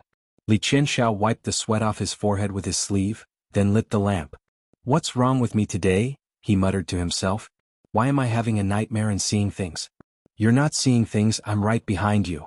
A sinister voice, male or female, suddenly rang out beside Li Qianxiao's ear. Li Qianxiao's ears went numb, as if someone had secretly blown a gust of cold wind into his ear. Then, half of his face went numb and then his entire body went numb. He stiffened his neck and slowly turned his head to look, only to see a black shadow with both feet off the ground, floating just a few feet away from him. Li Qianxiao opened his mouth, but before he could even say a word, the black figure was already right in front of him. A ghostly claw clamped around Li Qianxiao's neck. Gradually, Li Qianxiao found it hard to breathe. Under the threat of death, he had already forgotten his fear. He pulled out an accessory dagger from his waist and stabbed it into the black figure's body. However, the black figure was incorporeal, and Li Qianxiao's resistance was futile. "Remember." The black figure turned to Li Qianxiao, whose face had turned purplish red. "The person who wants to kill you is Yi Qianying, and she wants you to pay for what you did to her." With a crack, Li Qianxiao's neck tilted and he finally stopped breathing. The black figure's grip loosened, and Li Qianxiao's corpse fell heavily to the ground. The black figure picked up the ornamental dagger from the ground, then picked up the oil lamp on the table and lit the curtains on the bed. In a flash, it disappeared without a trace. Yi Qianying stood in the middle of her courtyard, expressionless as she stared in the direction of the Qianxiao courtyard. She watched as a fire lit up in that direction, growing larger and larger until the entire sky was dyed red. A smile appeared on Yi Qianying's face and it grew wider and wider. She laughed so hard that she cried and bent over. The black figure appeared in front of Yi Qianying and handed the dagger to her. "Keep it." Yi Qianying didn't take the dagger. "Next, use this dagger to kill Xuanhuan and Pei Zio." "I went to the cottage by the cliff that you mentioned," the black figure replied. "There were two auras in the cottage, one of which was so strong that I wasn't its match. The other wasn't weak either, but it was weaker than me." "That aura must be the slaughtering king," Yi Qianying replied. "He's an instructor at Kongming Academy, and Xuanhuan's master in name. As for the other one, that should be Xuanhuan. As long as you avoid the slaughtering king and find an opportunity to kill Xuanhuan, you'll be fine. I heard that there'll be a trial for all the students heading to the alternate dimension tomorrow. I'll sneak in and find an opportunity," the black figure replied. The next day, the second training session officially began. This time, Liamo was still the one leading the group. This time they entered an isolated island. There were a few magical beasts on the island, but they weren't very powerful. Even the weakest of the group, a 7th-rank blade master, had no problem dealing with them. Because it was nearing the time to head to the alternate dimension, the elders had chosen a less dangerous location for the students to train in. "The magical beasts here aren't very powerful," Liamo began. "Now, split yourselves into groups and begin hunting. You'll be given 3 mid-rank beast cores and 10 low-rank beast cores. Once you're done, gather back here." Because there had always been some tension between the various faculties, Liemo still chose to split the students into groups in order to reduce conflict.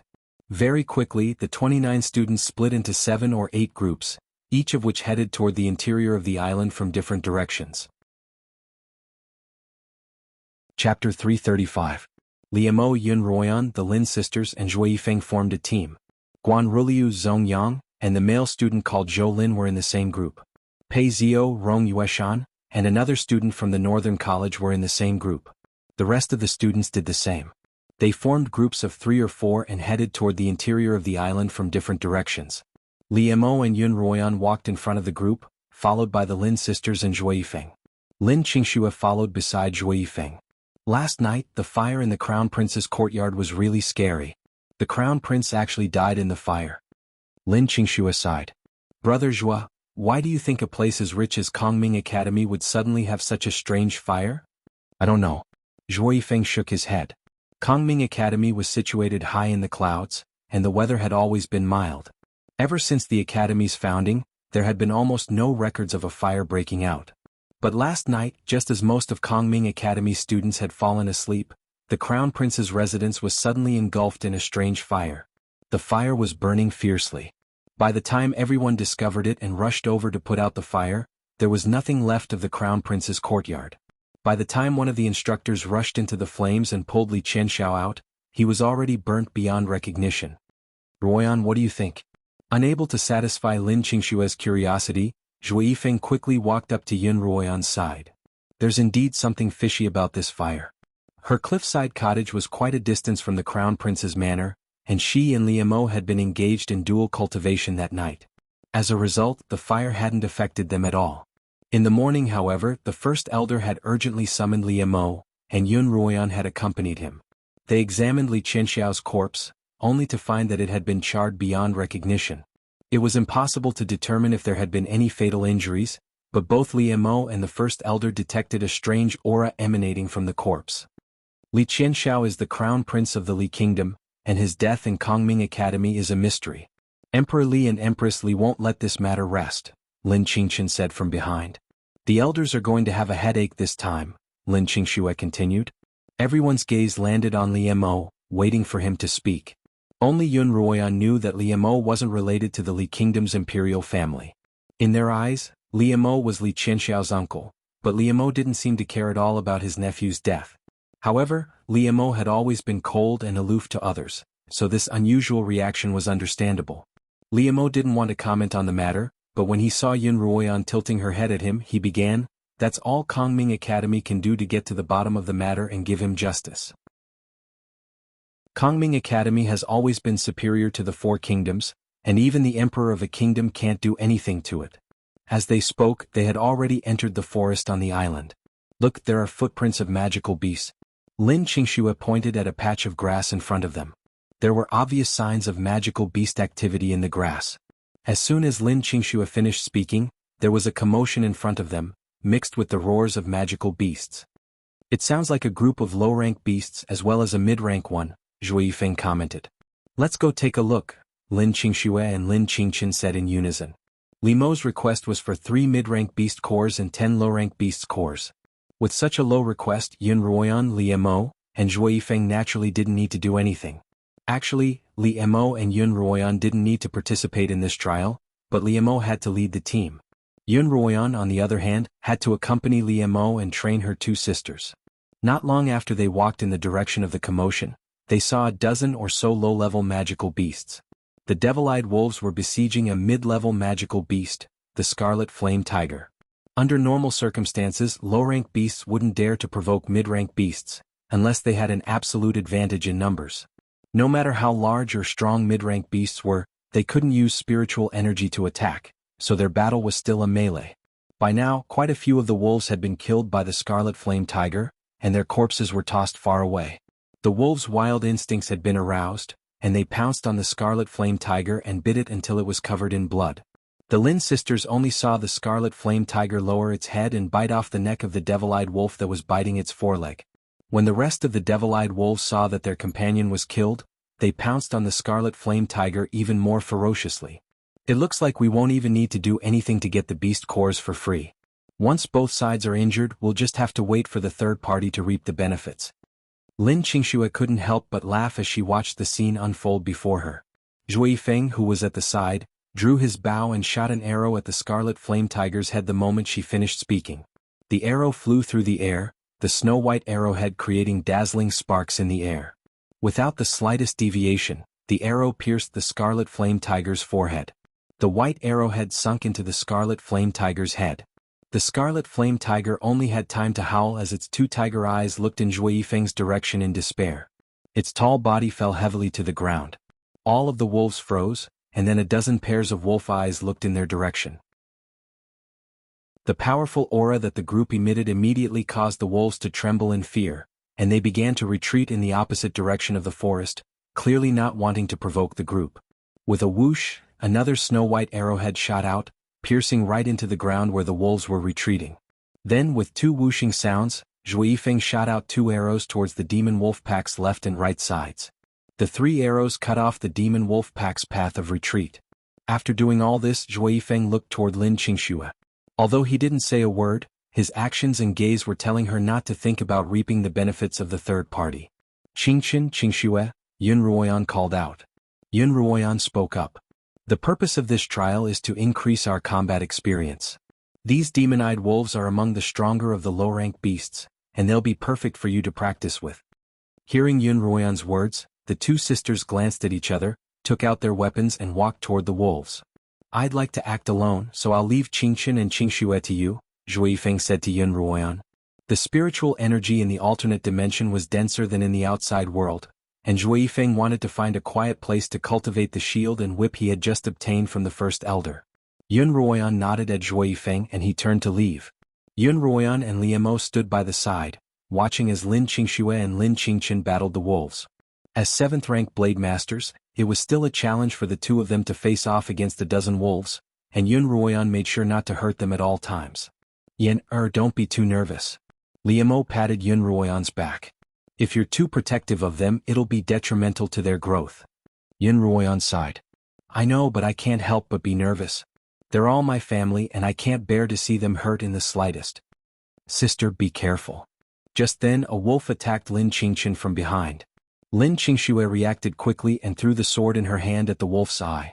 Because of the short distance, and because Lin Qingxue had used all her strength, the sword stabbed deeply into the wolf's eye socket. Lin Qingchen's reaction was also very fast. When Lin Qingxue threw the sword in her hand at the wolf, Lin Qingchen turned around and grabbed the hilt of the sword that was stuck in the wolf's eye, pulling it out in one smooth motion. The wolf howled as it fell to the ground, twitching a few times before becoming motionless. Before another wolf could pounce on her, Lin Qingchen rushed toward it, sword in hand, and infused spiritual energy into the blade. The sword glowed with a faint white light, scaring the wolf so much that it fell to the ground, howling and begging for mercy. Ha ha ha. When Lin Qingxue saw this scene, she couldn't help but put her hands on her hips and laugh out loud. A mighty wolf being scared like a dog, how laughable. While Lin Qingxue was laughing, Lin Qingchen's sword mercilessly pierced into the wolf's head. Qingxue, be careful. Just as Lin Qingxue was laughing proudly, a demon wolf crept up behind Lin Qingxue, then leapt at her with its hind legs. Seeing that Lin Qingchen wouldn't be able to dodge the attack, and that she wouldn't be able to turn around in time to save her, Yun Ruoyan's feet flashed red, and she leaped into the air, appearing by Lin Qingxue's side like a bolt of lightning. Then, following the movement of her hand, a white light streaked across the air in an arc and cut the neck of the devil-eyed wolf. The wolf's head was separated from its body, and it fell to the ground with a thud. Sister Ruoyan, Lin Qingxue looked at Yun Ruoyan, her heart still pounding. That was close. In battle, don't be careless and don't be distracted. Yun Ruoyan looked at Lin Qingxue sternly, her tone laced with admonishment. In battle, if you can't focus, you might lose your life. Don't let it happen again. Lin Qingxue also looked at her accusingly, and Lin Qingchen stuck out her tongue in embarrassment. After lecturing Lin Qingxue, Yun Ruoyan stepped onto her sword and returned to Li Mo's side, looking at the Lin sisters. You've mastered sword kinesis. Li Mo smiled at Yun Ruoyan. Only then did Yun Ruoyan realize that, from summoning Scarlet Eye to controlling it as it flew, the entire series of actions had been completed in a single breath. She hadn't felt the slightest bit awkward or unbalanced while controlling it. That's right, it only took a moment for me to master sword kinesis. Xuanhuan was delighted.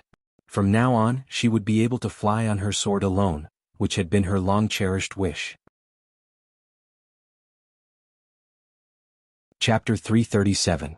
Rong Yueshan stood up, brushed off the dust on her body, and stood calmly among the crowd, not at all afraid of offending Li Mo. She recalled what happened last night, and the corners of her mouth unconsciously curled into a hateful smile. Last night, when Rong Yueshan returned to her room from the academy, she suddenly discovered that there was an additional person in her room. This person was none other than Yi Qianying. In Rong Yueshan's eyes, Yi Qianying was no different from a dead person after being taken away by the Hall of Penitence. She couldn't help but be shocked to see a dead person suddenly appear in front of her. Her first thought was that Yi Qianying had died in the Hall of Penitence, and that the person in front of her was Yi Qianying's ghost. You don't have to be afraid. Just as Rong Yueshan was about to take action, Yi Qianying's voice rang out. I'm not a ghost, I'm a human. As Yi Qianying spoke, she turned on the lights in the room. Only when she saw Yi Qianying's shadow on the floor did Rong Yueshan heave a sigh of relief. Yi Qianying sat down in front of the table. Her body was as thin as a piece of paper, and under the light, her face was pale without a trace of blood. She was wearing a gray robe, clearly the uniform of a prisoner in the Hall of Penitence. Weren't you locked up in the Hall of Penitence? Why are you in my room? Rong Yueshan asked curiously. I can't blame you for being surprised, Yi Qianying said with a sigh. Yi Qianying sighed. I thought I was going to die in the Hall of Penitence's water dungeon, but I didn't expect Master Rong to suddenly release me with the First Elder's verbal order yesterday. He even gave me a slot to go to the other world. At the time even I couldn't believe it. By now, Rong Yueshan had calmed down and slowly sat down opposite Yi Qianying. After hearing Yi Qianying's words, her heart, which had been heavy all day, grew even heavier. As if to herself she murmured, it seems that the elders were right. That alternate world really isn't a place for humans. Otherwise the second elder would never have released you. Yeah. Yi Qianying also accepted her fate and smiled. My life is no longer in my own hands. After saying this, Yi Qianying's tone suddenly became fierce. But even if I die, I won't let anyone off. Who? Rong Yueshan asked subconsciously. Xuanhuan. Yi Qianying gritted her teeth and said, if it weren't for her, I wouldn't have become like this. It was her who harmed me. Even if I die, I'll drag her down with me. Yi Qianying looked at Rong Yueshan, her eyes filled with the flames of revenge. Yueshan, can you help me? You hate Xuanhuan, but so do I. My desire to kill Xuanhuan is no less than yours. Rong Yueshan sighed helplessly. But Xuanhuan is no longer the same as she was a year ago. Not only is she protected by the Slaughtering King, she's already an 8th-rank blade master herself. Even if Pei Zio and I teamed up, we might not be her match, let alone kill her. Yueshan, as long as you're willing to help me, I can kill Xuanhuan without you having to do it yourself, Yi Qianying immediately said, dispelling Rong Yueshan's worries. You can kill Xuanhuan? Rong Yueshan clearly didn't believe her. Oh. Yi Qianying's lips curled up in a strange smile. I met a friend in the water dungeon. It can help me kill Xuanhuan, but only if it sneaks into your midst. Under Rong Yueshan's puzzled gaze, Yi Qianying said, Phantom, come out. Then a faint black shadow strangely split from Yi Qianying's back, forming a completely independent existence. To Rong Yueshan's shock, Rong Yueshan briefly introduced Phantom to her. Yi Qianying said that Phantom could temporarily possess someone to blend into the crowd, but such a temporary possession would cause great harm to the body, so they needed Rong Yueshan to find a suitable candidate. Furthermore, in order to increase the chances of success, the possessed person's cultivation couldn't be too high. Rong Yueshan mentioned Zhou Lin's name after a brief moment of thought. In their previous encounters, Rong Yueshan could tell that Zhou Lin's cultivation was relatively low compared to the other students, and he was a low-profile person. Even if he acted strangely, he wouldn't attract much attention. As a result, under Rong Yueshan's guidance, Phantom snuck into Zhou Lin's room and possessed his body. After a person was possessed by a phantom, they would be relatively obedient and easy to control for the first 14 to 16 hours, but after a certain period of time, they would lose control and even die. Phantom possessed Zhou Lin's body and followed everyone into the trial grounds without anyone noticing. However, killing Xuanhuan wasn't an easy task. First, it had to lure Xuanhuan away from Li Mo's side, then kill her alone. As a result, Phantom controlled Zhou Lin to launch a sudden attack on the people around him and the other students.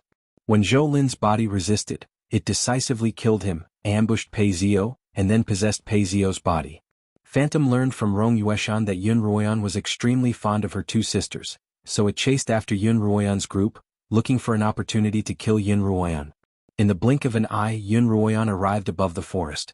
Although the forest on the island wasn't as ridiculously tall as the trees in the alternate dimension that Yun Ruoyan had visited before, it was still quite dense, and it was impossible to see what was happening in the forest from above.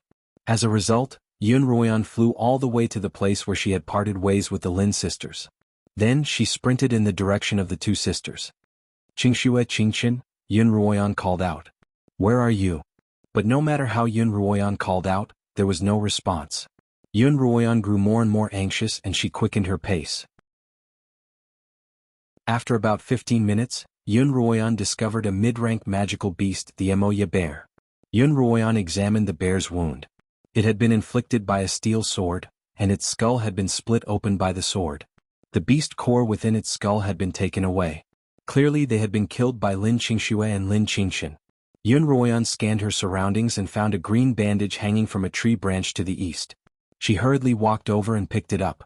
Yun Ruoyan recognized the cloth. It was from Lin Qingchen's robe. Yun Ruoyan hurriedly continued in that direction. An hour later, Yun Ruoyan still hadn't found any trace of the two sisters.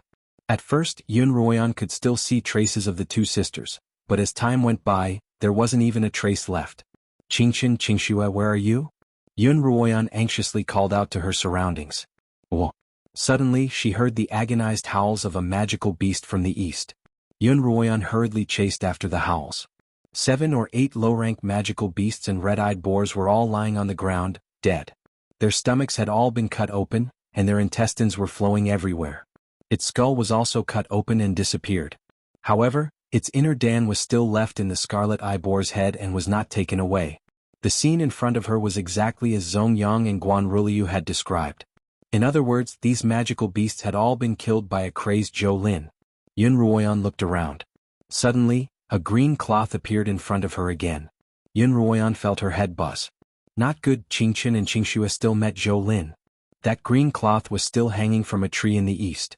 Yun Ruoyan was so anxious that she didn't even have time to pick it up. She continued running east. After Yun Ruoyan left, a strange gust of wind blew the cloth into the air, landing on a tree branch to the west. She didn't know how long she'd been chasing, but she'd unknowingly stumbled into a gray fog. It was as if a large black cloud had suddenly obscured the sun, and her surroundings had turned gray and hazy. She couldn't see more than 6 meters ahead. "Qingchen, Qingxue?" Yun Ruoyan continued to call out to her surroundings. Suddenly, a rustling sound came from all directions. Yun Ruoyan could tell that it was the sound of a person running at top speed, their body rubbing against tree branches. Zhou Lin, is that you?" Yun Ruoyan immediately focused on the sound, trying to determine its direction. "Zhou Lin, don't try to fool me. Come out." Yun Ruoyan bellowed at the constantly moving voice. "I don't dare to stop. Your spiritual sword has a murderous aura to it." A hoarse and unpleasant male or female voice suddenly rang out. It said, "If I'm pierced by that sword, my many years of cultivation will go to waste." "Where did you come from, demon?" Yun Ruoyan looked in the direction of the voice. "Are my two sisters in your hands?"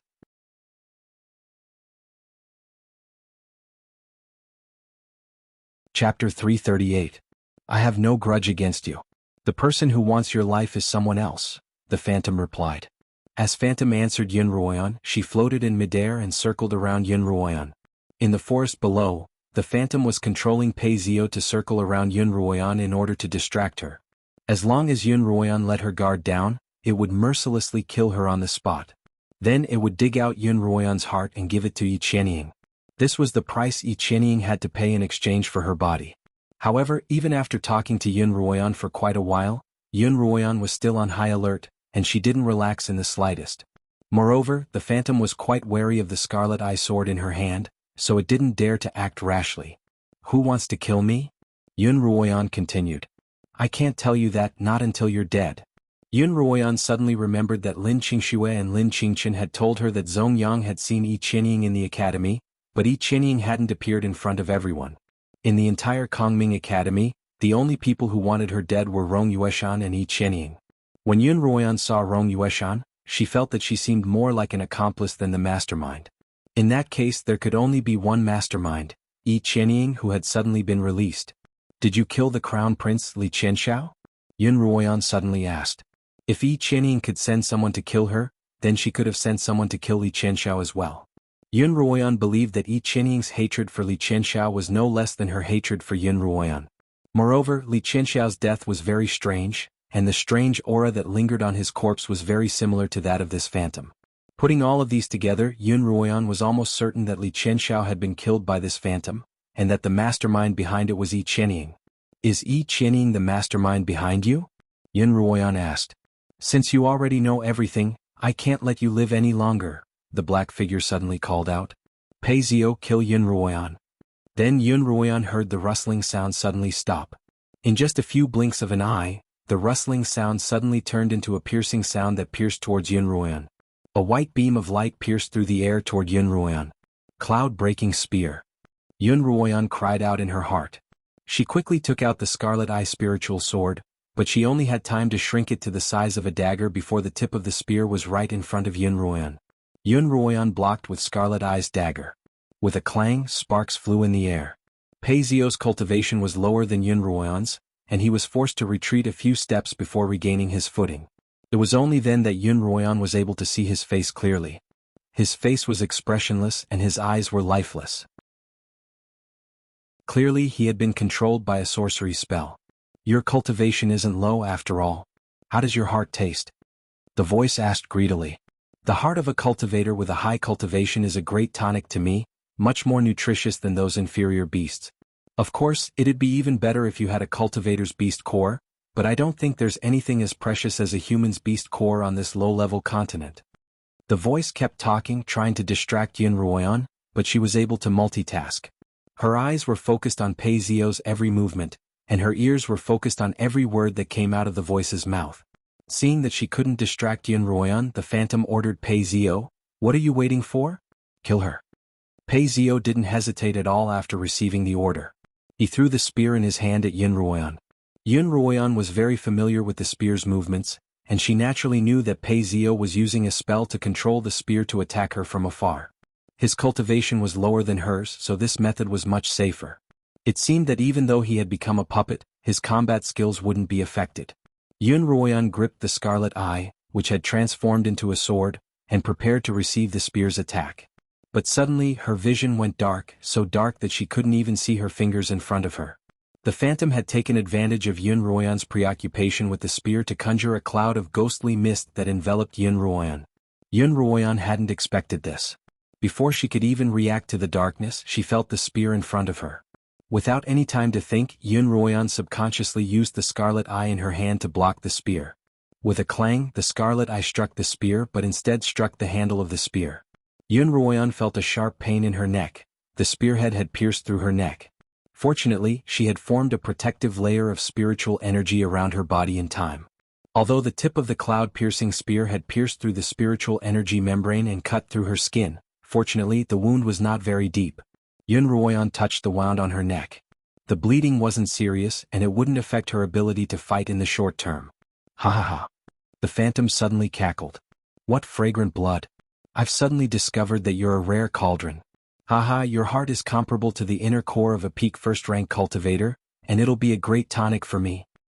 Pei Zio, kill her now. The phantom frantically ordered Pei Zio, and the spear continued to attack Yun Ruoyan in the pitch-black darkness.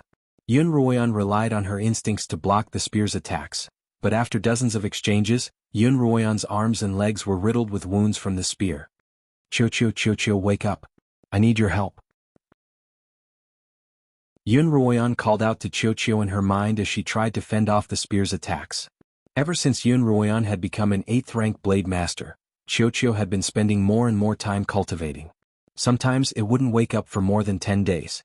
Liamo had said that such a long period of cultivation was extremely important to Qiao, so unless it was an emergency, Yun Ruoyan wouldn't wake Qiao so easily. However, she was in a perilous situation and Yun Ruoyan couldn't care less. Mistress, what's the matter? Qiao had clearly just woken up, and it still hadn't figured out what was going on. But before Yun Ruoyan could explain, Qiao realized that Yun Ruoyan was in a precarious situation. Where's Liamo? Xiao asked. I left in a hurry and got separated from him, Yunruoyan replied. I'll try to contact him, Xiao replied. After this period of cultivation, Xiao's mental strength had already surpassed Yunruoyan's. Not only could it bypass the bracelet seal, but it could also communicate with Liemo, whose mental strength was just as strong. Liemo was flying through the forest on his sword. He had also seen the green bandage that Yunruoyan had seen earlier, but it was heading in a completely different direction from Yunruoyan's. As a result, Liemo chased in the opposite direction. Even after chasing for a long distance, he still hadn't caught sight of Yunruoyan's figure. Given his speed, if he was heading in the right direction, he would have caught up to her long ago. Damn it, I've been tricked. Liemo cursed under his breath as he hurriedly flew back on his sword. Less than 15 minutes later, he suddenly heard Xiao's voice in his mind. Liemo, come quickly. Mistress is in danger. As soon as Liemo heard this news, his already galloping figure almost doubled in speed. Because Liemo's speed had suddenly increased, the spiritual barrier around his body didn't react in time. As a result, the surrounding tree branches scraped against his face, leaving a few bloody scratches. The spiritual barrier around Liemo's body quickly solidified, protecting him as he dashed toward the location Xiao had told him. Mistress, hold on a little longer. Liemo will be here soon, Xiao urged. By now, Yunruoyan's entire body was covered in wounds. Although none of them were fatal, they were no different from an ant's bite. Once there were too many of them, however, they could still cause harm to a person. Yunruoyan gritted her teeth and continued fighting with Pei Zio, but she suddenly felt something strange. The wounds all over her body emitted a cool feeling. Accompanying this cool feeling was a strange numbness and itchiness. This feeling spread from light to deep into her bones. Mistress, this black fog is poisonous. Xiao exclaimed anxiously. It's a type of corpse poison that can circulate through a person's bloodstream, turning them into a puppet at the whim of its master. Is there an antidote for this poison? Yunruoyan could feel the poison rapidly traveling to her brain and heart. Yeah. Before Xiao could reply, Liemo's voice came from not too far away. Liemo. Yunruoyan opened her mouth to call out Liemo's name, but she found that her tongue had gone numb, and her limbs were slowly losing control. Yunruoyan felt a sharp pain in her chest, and the black fog in front of her slowly dissipated. Liemo's figure appeared in front of Yunruoyan. Liemo was standing not far from Yunruoyan. In front of him was a large ball of fire, within which was a struggling black figure. The figure was screaming in pain, and it was impossible to tell whether it was male or female. Pei Zio had collapsed in front of Liemo, and it was unclear whether he was dead or alive. Yunruoyan looked down to see that the spear had pierced her chest, but she didn't feel any pain at all. Her entire body was numb, including her heart and brain. Yunruoyan felt as if her body were floating, and she couldn't control herself as she fell to the ground. Just then, a firm embrace caught her just in time. When she saw Liemo's sorrowful face slowly approaching her, she forced out, Liemo, don't turn me into a puppet. Chapter 339. Yunruoyan sunk into the endless darkness, but her consciousness was abnormally clear. In the darkness, her entire body was numb and she couldn't move at all. Then she felt a sharp pain all over her body as if she were being burned. She wanted to scream, but she found that she couldn't even open her mouth, much less make a sound. This pain seemed to last for hundreds of years until one day, when the flames around her body began to extinguish, and the pain began to subside. Yunruoyan felt herself being enveloped by a warmth that she didn't know where it came from. In this comfortable warmth, Yunruoyan's consciousness finally drifted off. In her dreams, Yunruoyan suddenly returned to her past life. Despite her family's objections, she had stubbornly married Pei Zio, then been imprisoned in a filthy woodshed by Pei Zio and Yi Qianying. Finally, Pei Zio had personally fed her poison. Poisoned, she had been thrown out of the Pei Manor by Pei Zio and Yi Qianying like a wild dog. She lay in the rain, gasping for breath as she waited for death to come. In her daze, Yunruoyan began to be unable to distinguish between dream and reality. Was this a dream, or was everything that was happening now real, and everything that had happened before was just a dream? Suddenly, an umbrella appeared above her head. Yunruoyan opened her eyes and saw an ink-colored robe with golden edges. A cold, male voice rang out. Daughter of the Yun family, I thought that you'd one day come to your senses and turn the tables. This voice was incomparably familiar, so familiar that whenever she closed her eyes, it would ring in her ears. Liemo, is that you? Yunruoyan called out Liemo's name. She tried to raise her head to see his face clearly, but the rain had drenched her hair and covered her eyes. She could vaguely see the man in front of her slowly bending down, his warm fingers brushing aside the wet hair on her forehead. Xuanhuan could finally see the man's face clearly. His hair was black, his eyebrows were black, his nose was tall and his lips were thin. His long, bright eyes were staring at her silently. "Liemo, it really is you."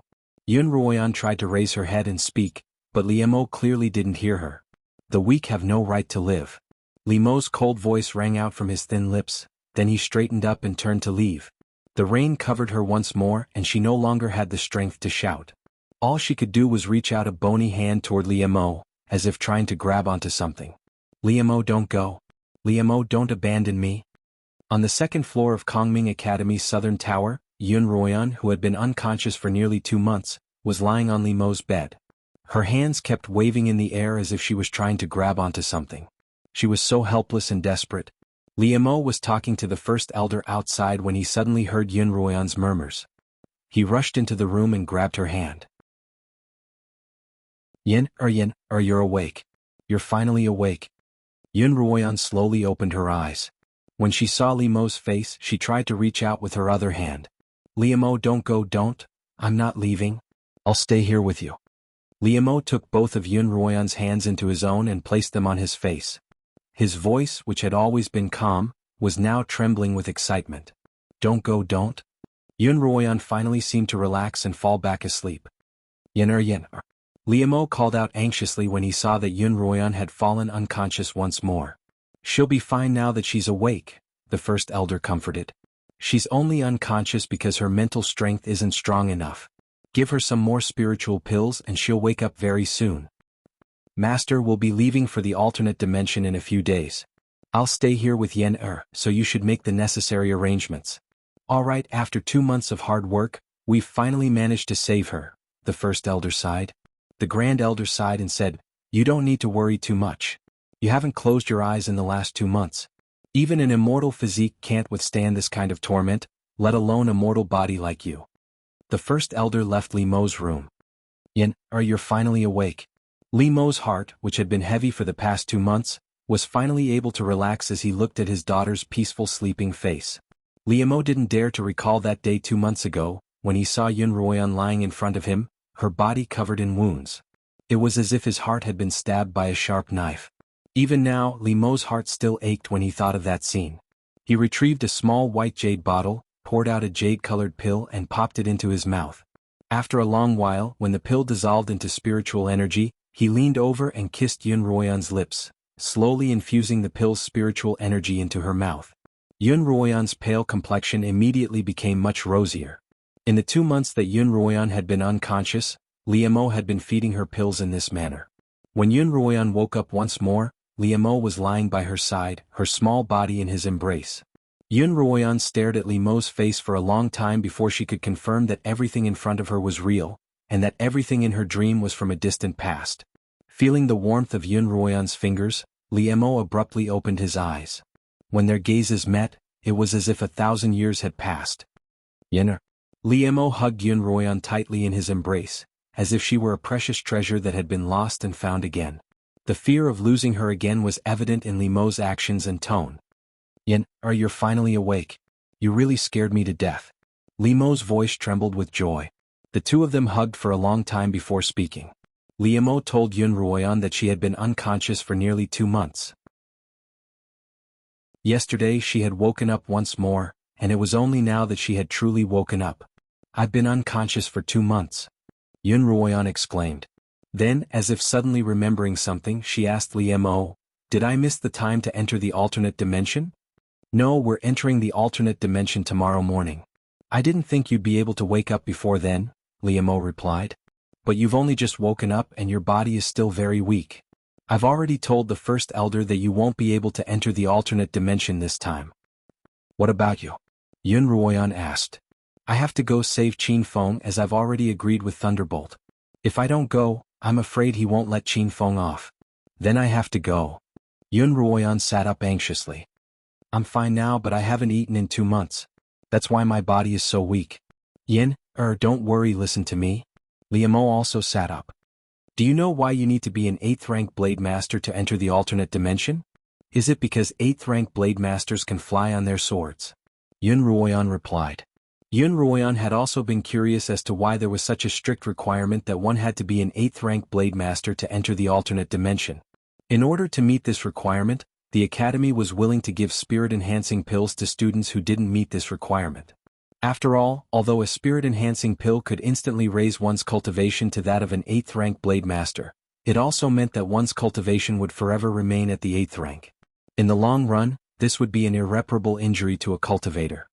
It's not that 8th rank blade masters can fly on their swords. Liamo shook his head. Rather, it's that 8th rank blade masters can condense their own spiritual energy barrier. Only then will they be able to pass through the portal to the alternate dimension.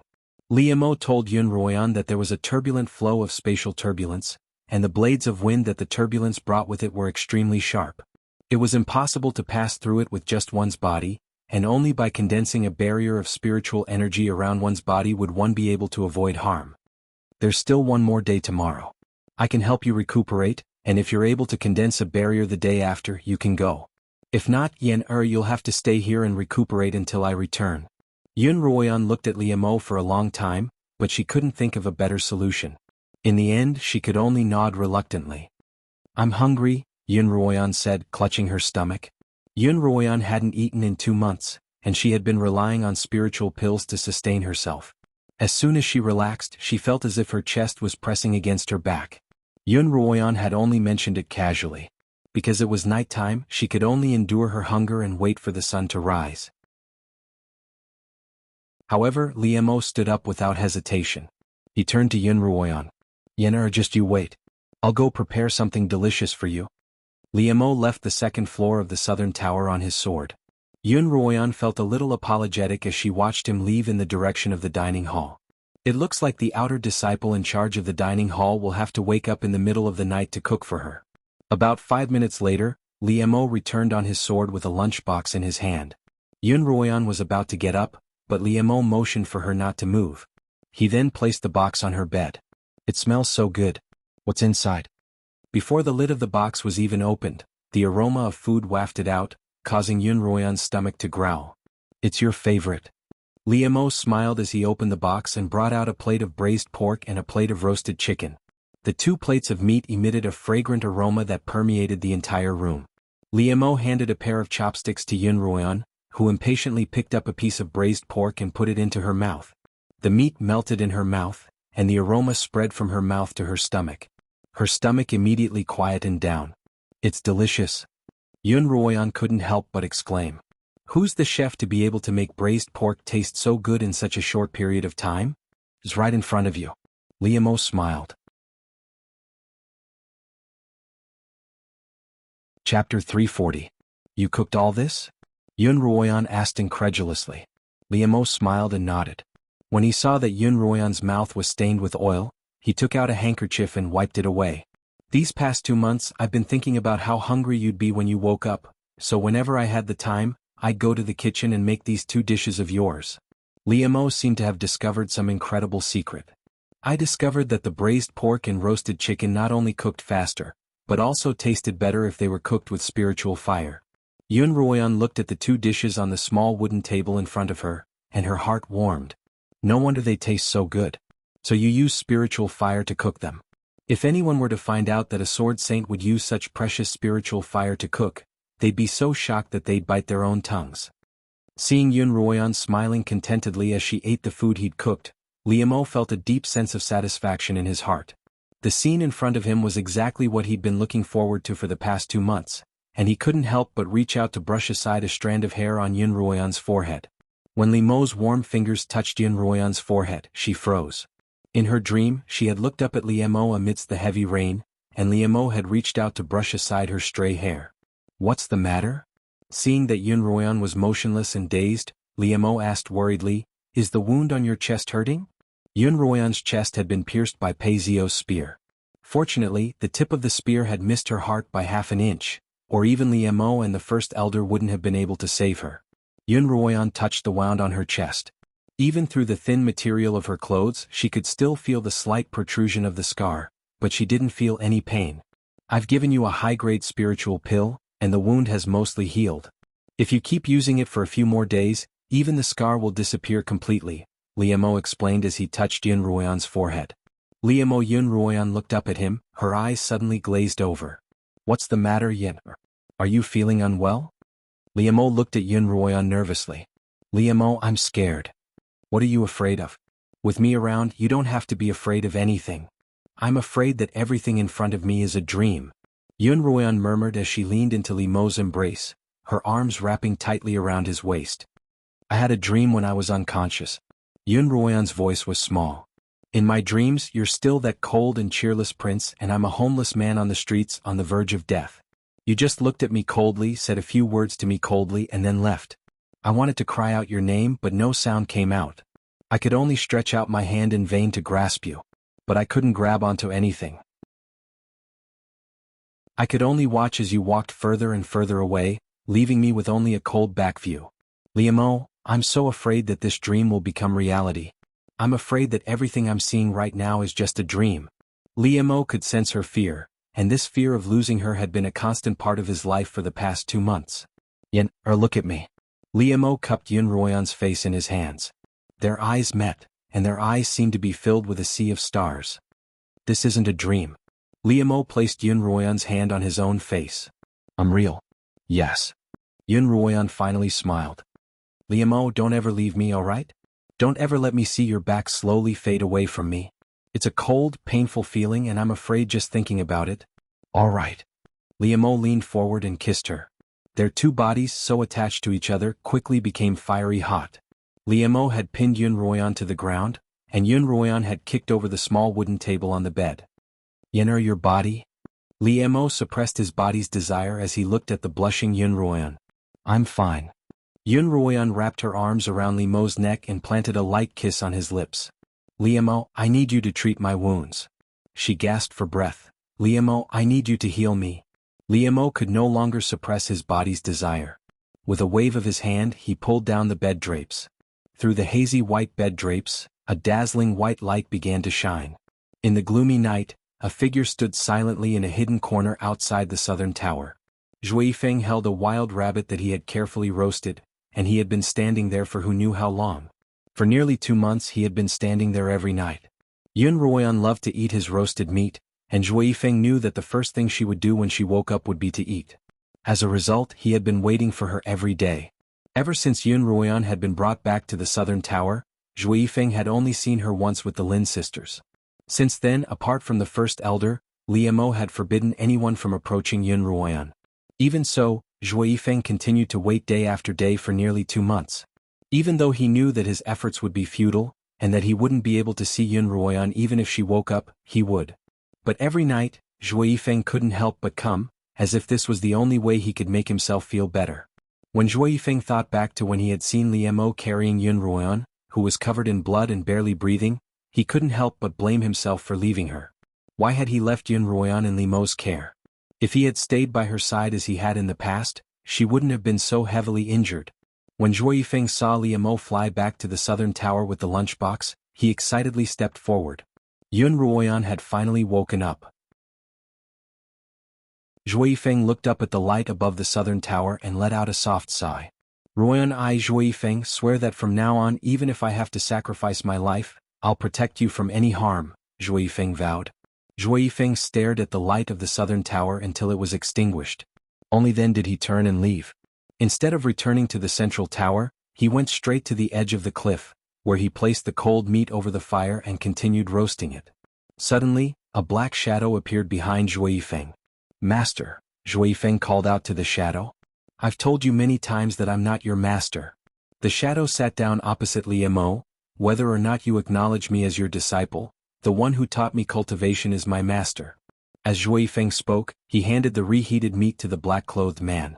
The black-clothed man took the meat, removed his mask and began eating it. His face was still concealed by his large hood, making it impossible to see his true features. I'm leaving for the alternate dimension tomorrow, Zhuifeng said. The black-clothed man paused in his eating, and Zhuifeng saw him take out a flask of wine. He first took a sip, then handed it to Zhuifeng. Zhuifeng took the flask and took a large gulp. The fiery liquid flowed down Zhui Feng's throat. "How satisfying," he couldn't help but exclaim. "This is a farewell wine I bought for you from the capital," the black-clothed man said. "A man's ambition lies in the universe. Although the alternate dimension is a cruel place, with your cultivation and temperament, it shouldn't be difficult for you to survive there." "Master, have you been to another world before?" Zhui Feng asked curiously after hearing the black-robed man's words. "No." The black-clothed man gave him a negative answer. "But although I haven't been there, I've heard many people who have, so I have some understanding of the alternate dimension." The black-clothed man then told Zhui Feng some of his knowledge of the alternate dimension. "In any case, when you're in the alternate dimension and your cultivation isn't high enough, remember to be patient," the black-clothed man said. He sighed. "The alternate dimension is a place I've always wanted to visit since I was young. Today you've helped me fulfill one of my wishes." "Master, the quota for the alternate dimension isn't as precious as I thought it would be," Zhui Feng hurriedly said. "We've lost 2 students from the last trial. Now all the academies are pushing each other around for these 2 quotas. No one is willing to send any more students. Some elders have suggested inviting the strongest cultivators on the continent. Why don't you?" "I can't." The black-clothed man immediately refused. "I have my own mission to uphold. Even if I want to soar through the 9 heavens, I can't put it into action." Everyone had their own mission. Zhui Feng naturally understood this. The 2 of them didn't say anything else. They just took a sip of the strong wine. When they were almost done, Zhui Feng also felt a little tipsy. He used the wine to embolden himself and said to the black-clothed man, "Master, if I come back alive this time, can you let me see your face?" The black-clothed man seemed to know that Zhui Feng would ask this, so he wasn't surprised at all. He tilted his head back and took a big gulp of wine. Then, his bright eyes pierced through the shadows under the hood and looked at Zhui Feng. "I'm only teaching you the method of cultivation. It has nothing to do with you. But if you see my face, then you'll have a connection with me. I'm willing to take you as my master. A master for a day, a father for life. I'm willing to listen to you like a father and take care of you." Zhui Feng hurriedly said, "I lost my father when I was very young. The first time I met Senior, I felt a strange sense of closeness. If Senior doesn't mind, I'm willing to recognize Senior as my adoptive father." When the black-clothed man heard Zhui Feng's words, his figure clearly froze. His resolute face under the hood also suddenly changed. It wasn't that he didn't want to recognize his 2 children, but he had a layer of worry that no one else knew about. Chapter 341. Su Bei suppressed the agitation in his heart and said to Zhui Feng, "Do you know that once you become associated with me, the disciple will inherit his master's legacy, and the son will inherit his father's legacy? My mission is your mission, and my responsibilities are your responsibilities." "I know," Zhui Feng replied resolutely.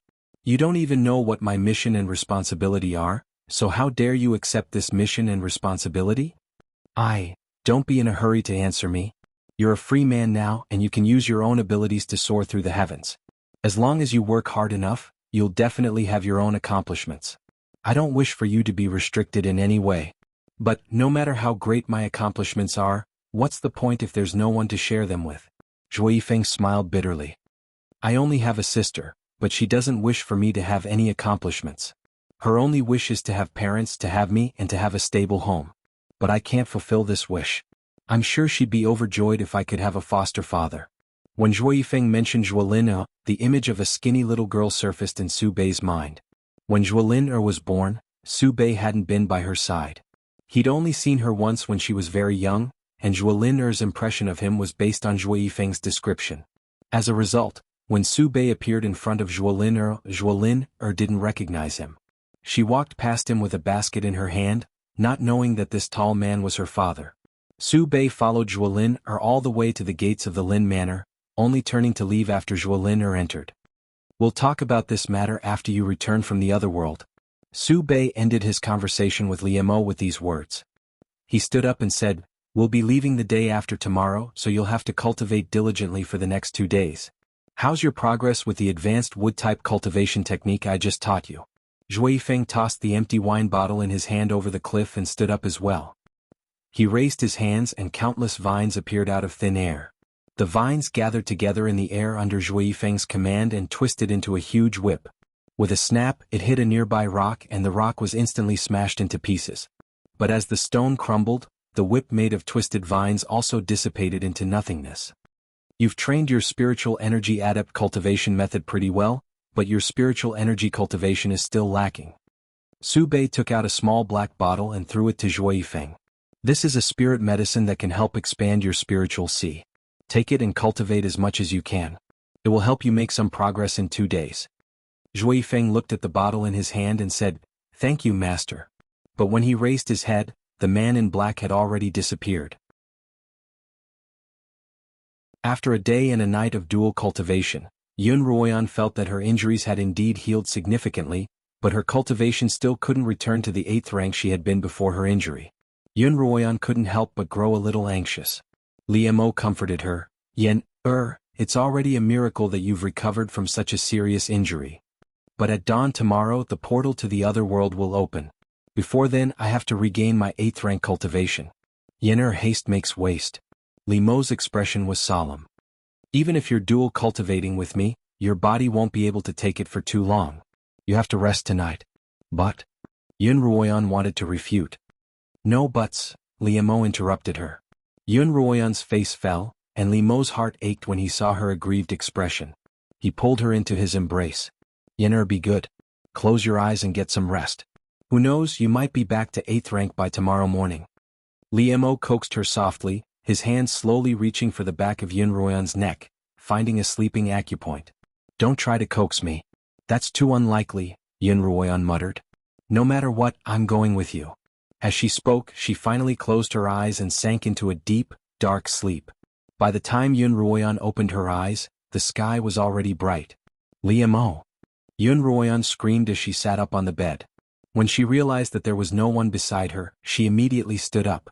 However, because she had been bedridden for so long, her legs were weak and she fell to the ground. Liemo, where are you? You said you wouldn't leave me alone.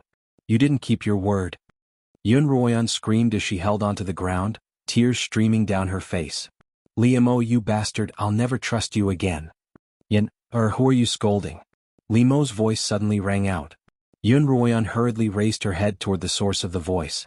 Liemo was walking in from outside, a lunchbox in his hands. Liemo, you didn't leave? Xuanhuan looked at Liemo, both crying and laughing. You thought I'd gone to another world without a word, didn't you? Liemo placed the lunchbox to the side, then picked up Xuanhuan and placed her back on the bed. Even if I had that thought, I wouldn't dare to do it. Otherwise, my little consort would never trust me again. You can't even think of that. Xuanhuan emphasized. Alright, I promise I won't have that thought in the future. Liemo smiled helplessly as he took out the breakfast from the lunchbox. After breakfast, Xuanhuan tried to form a spiritual barrier once more, but a miracle didn't happen. She was still unable to do so. Xuanhuan asked Liemo with a tearful face. We've already arranged for someone to take your place, Zhuo Yifeng replied. As we agreed, if your cultivation hasn't recovered, you're to wait here for me. I'll return as soon as I save Qin Feng. But Thunderbolt Badian is so powerful, and you're no match for him at all, Xuanhuan said worriedly. I won't challenge him directly, Liemo replied. I'm no match for him, but I can outsmart him. There's bound to be a way. But, alright Yener.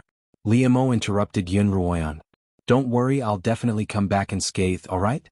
Xuanhuan pursed her lips, stubbornly refusing to speak. Liemo reached out and flicked her forehead with some force. Xuanhuan clutched her forehead and glared at Liemo angrily. If you continue to be so stubborn, you'll delay my trip to the alternate dimension. I want to watch you enter the alternate dimension. Xuanhuan finally compromised. The all-seeing mirror would open the portal to the alternate dimension at noon, and there were still about 2 hours until then. After a few tries, Xuanhuan was finally able to walk. Liemo, I heard from Xiaoqiu that I was afflicted with a corpse poison that can turn a person into a puppet. Xuanhuan asked as she slowly adapted to walking with Liemo's help. You were indeed afflicted with corpse poison. Fortunately, the academy had an antidote for it, but I didn't bring it with me at the time. By the time I brought you back from the alternate dimension, the poison had already deepened, which is why you were in such a dangerous situation. The spear that had pierced Xuanhuan's chest had looked frightening, but it hadn't actually threatened her life. When Xuanhuan recalled what had happened, she seemed to have seen the spear tilt slightly when it was about to pierce her chest, but she wasn't sure if she'd been hallucinating. However, Pei Zio had already died from the corpse poison, and Yun Ruoyan didn't want to dwell on it any longer. "What's the background of the black figure that poisoned me?" Yun Ruoyan asked. Before she fainted, she had personally witnessed the black figure being burned to death by Li Mo's spiritual fire, so she was only curious about its origins. "It's a ghost," Li Mo replied. "As for where it came from, I haven't had the time to investigate." "In that case, have you investigated the relationship between that ghost and Yi Qianning?" "Yi Qianning? Wasn't she locked up by the second elder?" Li Mo countered. "Yes, she was, but Zongyang said that he saw Yi Qianning in the academy. My guess is that she was released by the second elder in exchange for a spot in the alternate dimension," Yun Ruoyan continued. "And before that ghost attacked me, I managed to get it to tell me that the person who killed me was none other than Yi Qianning." Li Mo frowned. "If it's really Yi Qianning, I'll make her pay." 2 hours passed quickly, and the students were led by the elders to the top of the Southern College's tower, where the all-seeing mirror was located. Yun Ruoyan followed Li Mo to the top of the tower. "Sister Ruoyan, you're awake. That's wonderful." Lin Qingchen and Lin Qingxue flanked Yun Ruoyan. "You scared us to death."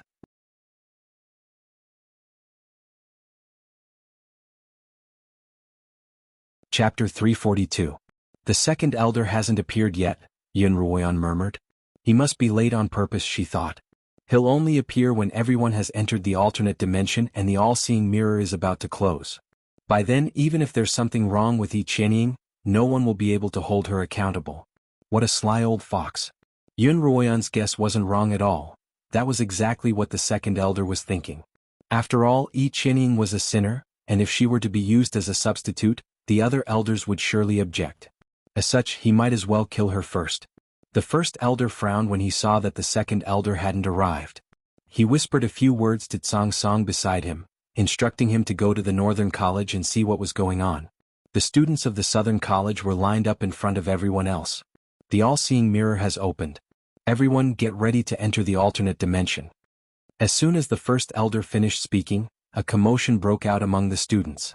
One of them pointed at the all-seeing mirror. "Look."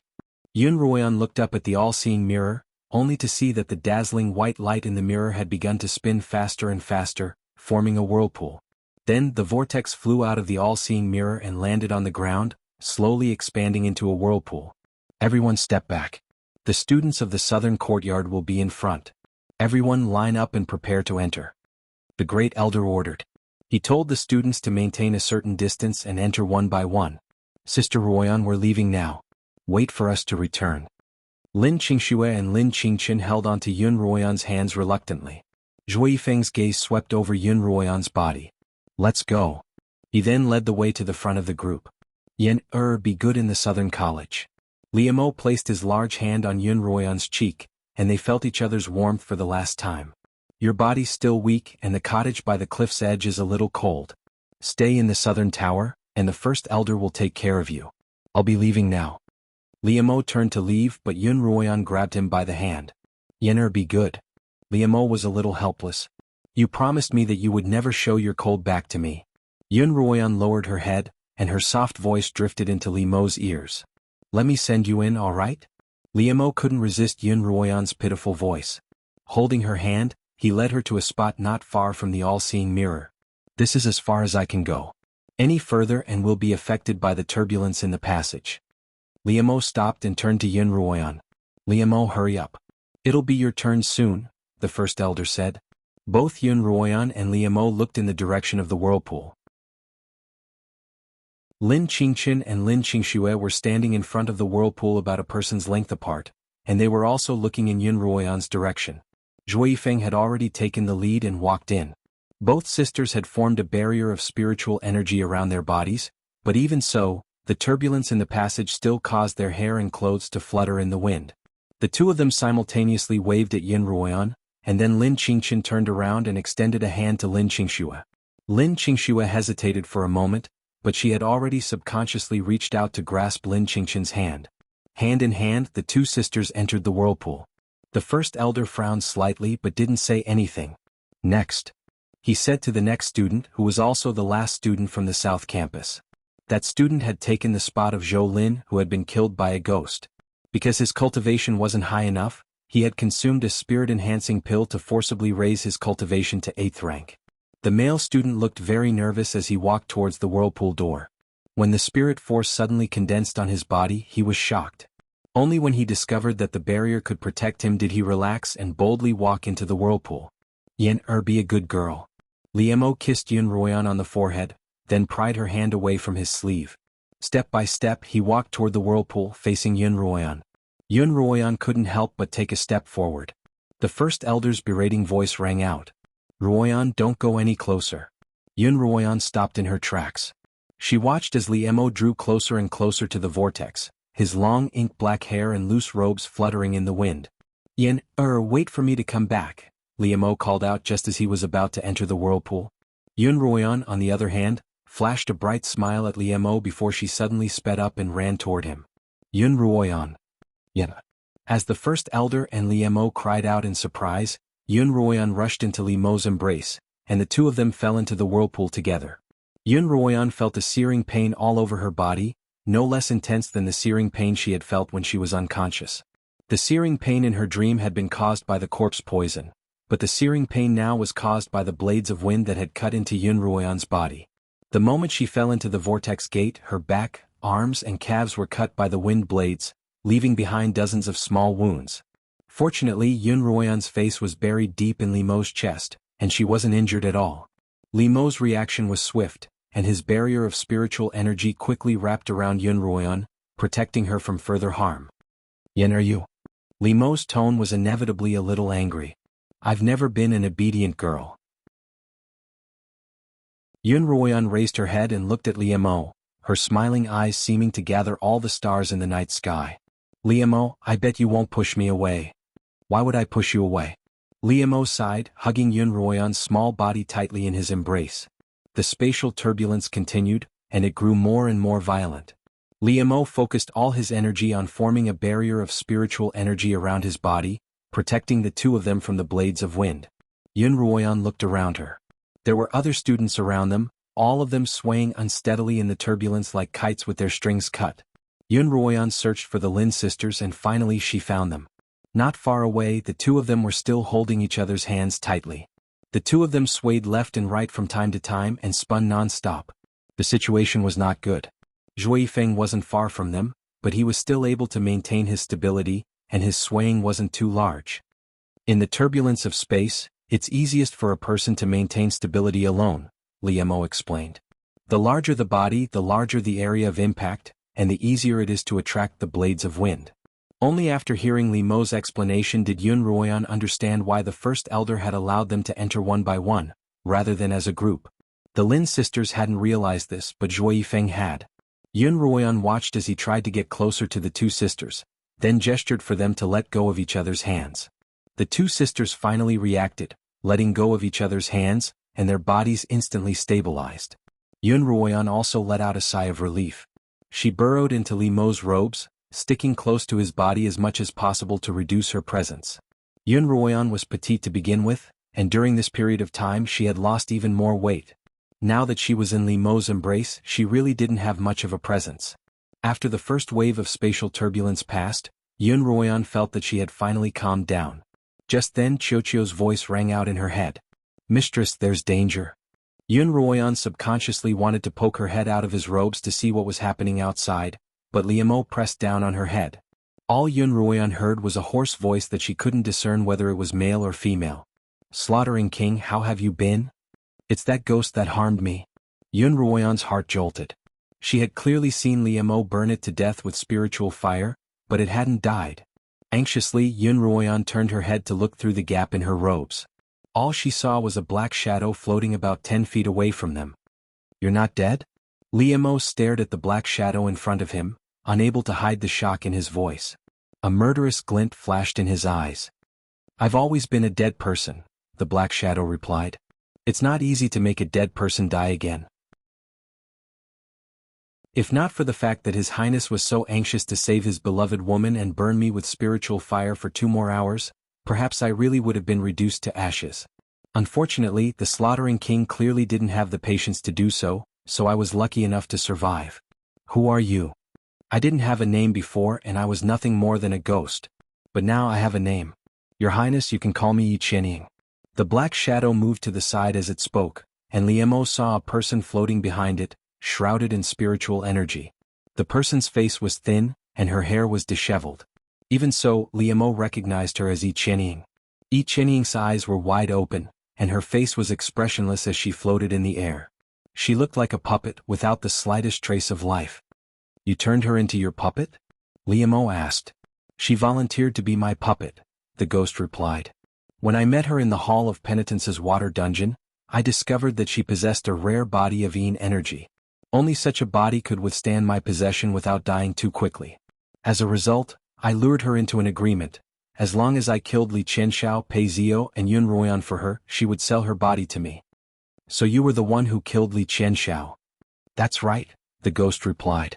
"I've already killed Li Qianxiao and Pei Zio. All that's left is Yun Ruoyan. As long as I can kill her, I'll be able to answer to this new body of mine. With me around, don't even think about it." "Ah. If we were anywhere else, I definitely wouldn't be able to do so. But in this spatial turbulence I can move freely." The ghost was incorporeal, and the spatial turbulence didn't harm it in the slightest. "In this place I'm God." The ghost pounced toward Liemo and Yun Ruoyan. Chapter 343. The phantom was incorporeal, and as it pounced toward Yun Ruoyan and Liemo, its body passed right through them. Yun Ruoyan felt a chill run down her spine, and the spiritual energy barrier around her and Liemo's body was immediately covered in a layer of black fog. "It's corpse energy," Liemo exclaimed. "You're too arrogant to think you can defeat me with just this." A layer of spiritual fire appeared around Liemo's body. After reaching the peak of cultivation, spiritual energy could appear on the surface of one's body in the form of an elemental substance. Fire-attuned cultivators could take the form of spiritual fire, water-attuned cultivators could take the form of ice, wood-attuned cultivators could take the form of vines, leaves and bark, and earth-attuned cultivators could take the form of stone. Liemo was a dual cultivator of both the earth-attuned and water-attuned, so he could exist in many different forms. The corpse energy released by the phantom was quickly incinerated by Liemo's spiritual fire. When the phantom saw this, it remarked, "Slaughtering King, you truly live up to your reputation. You're already a peak blade master, but I was only testing you just now. However, I was just testing you just now. Now it's time to get serious." As soon as it finished speaking, the phantom pounced toward Liemo and Yun Ruoyan once more. Then it passed right through them and headed straight for Xianxia's body. This time it didn't pass right through Xianxia's body, instead attaching itself to her. Xianxia's lifeless eyes immediately lit up, emitting a sinister light. Xianxia took out a steel sword and thrust it toward Liemo's chest while he was dealing with the corpse energy. With a clang, an arrow suddenly appeared and struck Xianxia's sword. The arrowhead was snow white, forged from Zhuo Yifeng's newly acquired tiger's fang. "There's another one courting death." Xianxia looked in Zhuo Yifeng's direction and said sinisterly, "You don't have a cultivation at the consummate level, do you?" As soon as she finished speaking, the phantom detached itself from Xianxia's body and pounced toward Zhuo Yifeng. "Zhuo Yifeng, be careful." Yun Ruoyan couldn't help calling out. Zhuo Yifeng had the Lin sisters by his side, and if Zhuo Yifeng was in any danger, the two of them would surely be implicated as well. At this moment, the spatial turbulence intensified once more. This time it wasn't the wind blades that intensified, but the whirlpool's spinning speed that increased. All of the students in the whirlpool were uncontrollably pulled towards the same direction. Although the specter was not affected by the spatial turbulence, Xianxia's body was. When it turned around and saw Xianxia's body being swept away, it didn't care about anything else and immediately chased after her. During this process, two students were unfortunately pierced through by the ghosts, and a layer of corpse aura immediately appeared on the surface of their spirit force membranes. "I'm about to enter the other world." Liemo's voice rang out by Yun Ruoyan's ear as he hugged her tightly in his arms. Yun Ruoyan was extremely worried that the turbulence would separate her and the Lin sisters. After spinning for some time, a blinding white light pierced through Yun Ruoyan's tightly shut eyelids, stinging her pupils. Suddenly the white light disappeared and so did the turbulence. Yun Ruoyan felt as if her entire body had calmed down. "Yin'er, we're here," Liemo announced. Yun Ruoyan slowly opened her eyes to see Liemo flying through the air on his sword. "We're in the other world?" Yun Ruoyan's head was still a little dizzy from the sudden turn of events. "Yin'er, look over there." Liemo pointed to the sky behind them and Yun Ruoyan followed his finger. In the sky above them, there were several gigantic whirlpools of white light, from which a steady stream of people flew out. We came out from the second-to-last whirlpool, Liemo explained. Indeed, Yunruoyan saw a familiar face in that whirlpool, a student from Kongming Academy. As for the other students who had come out from the other whirlpools, not only did Yunruoyan not recognize them, but she also found their attire and appearance very strange. Some of them were dressed extravagantly, and the spiritual weapons beneath their feet glowed with a myriad of colors. Every single one of them looked as if they had walked out of a painting. Others were dressed in coarse beast hides, and their appearances were extremely coarse. The spiritual weapons beneath their feet were of all shapes and sizes. Some were beast bones, others were shells, and there was even a plump man who was standing on a chopstick. Are these cultivators from the other lower realms? Yunruoyan asked Liemo as she observed them. Yes, Liemo replied. Liemo asked. His eyes scanned the people from the other planes. Although he'd learned a little about them from the First Elder and Empress Snow Eye, this was the first time he'd experienced one himself. Liemo's instincts were immediately activated. Under the cover of his long black hair, his slender eyes were not only scrutinizing but also vigilant. Qingchen, where's Qingxue and Zhuifeng? Suddenly Yunruoyan came to her senses and struggled out of Liemo's robes. She looked all around her. Sister Ruoyan. Lin Qingchen's voice rang out from behind Yunruoyan. Yunruoyan turned in the direction of the voice and saw that Lin Qingchen was riding on a green sword. She was clearly not very proficient with it, and her body swayed a little, but the sword was still under her control. Liemo slowed down and Lin Qingchen caught up to him. Sister Ruoyan, have you seen Qingxue? Lin Qingchen's face was also full of anxiety. No, I was looking for the two of you just now, Yunruoyan replied. Is Zhuifeng missing as well? Yes, we were separated by the turbulence just now. I saw Brother Zhua chasing after Qingxue, and the blinding light forced me to close my eyes. When I opened them again they were nowhere to be seen. If Qingxue was with Zhuifeng she wouldn't be in danger, Yunruoyan comforted. Yunruoyan comforted Lin Qingchen, but she was still worried that Zhuifeng might not be able to catch up to her. After all, Lin Qingxue had never left home alone, let alone in a completely different world. Let's keep looking, Yunruoyan said, and the three of them began searching through the crowd. By now there were quite a few cultivators flying around them. Just like Yunruoyan's group, they were constantly observing the people around them. It was clear that these people didn't know much about this new world, and they were both curious and wary of the people around them. That's senior sister Guan in front. Yunruoyan spotted Guan Ruliu flying on her sword about 3 or 4 people in front of them. Liemo and Lin Qingchen also saw Guan Ruliu.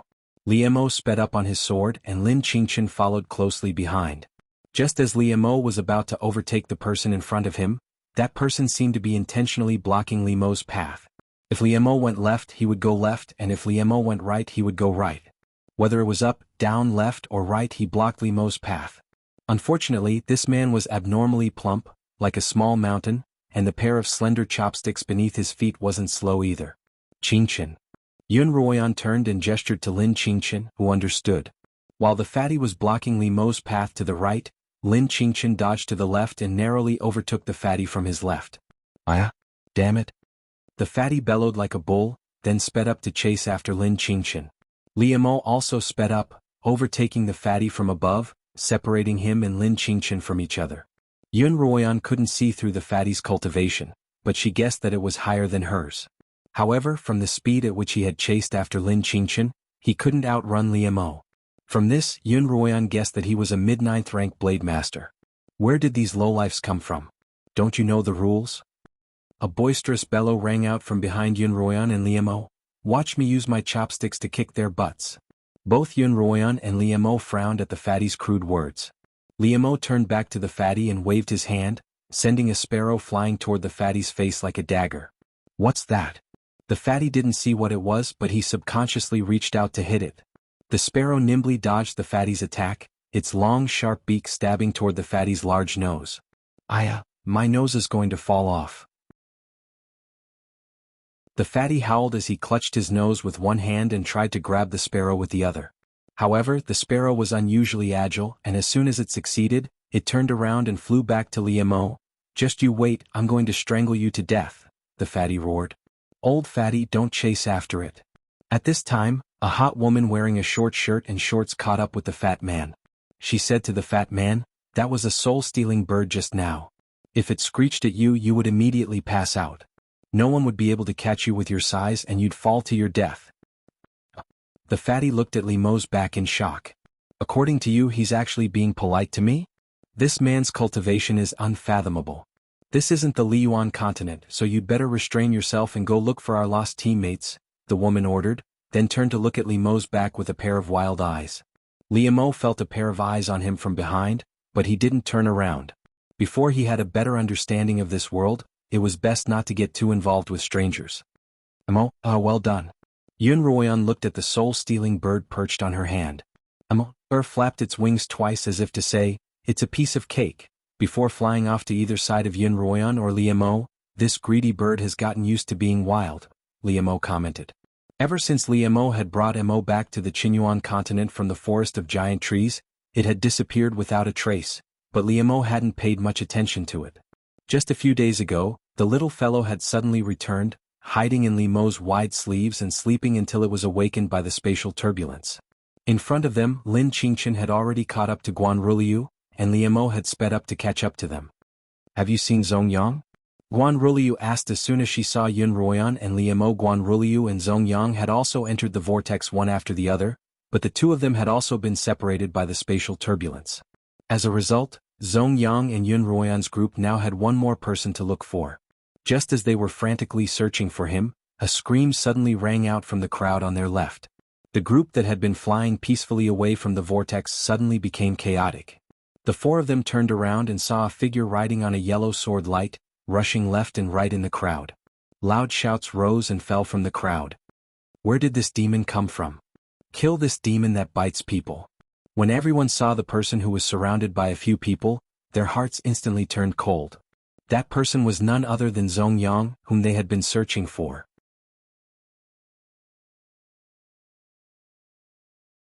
Chapter 344. Zongyang's eyes were unfocused, and his hair was disheveled.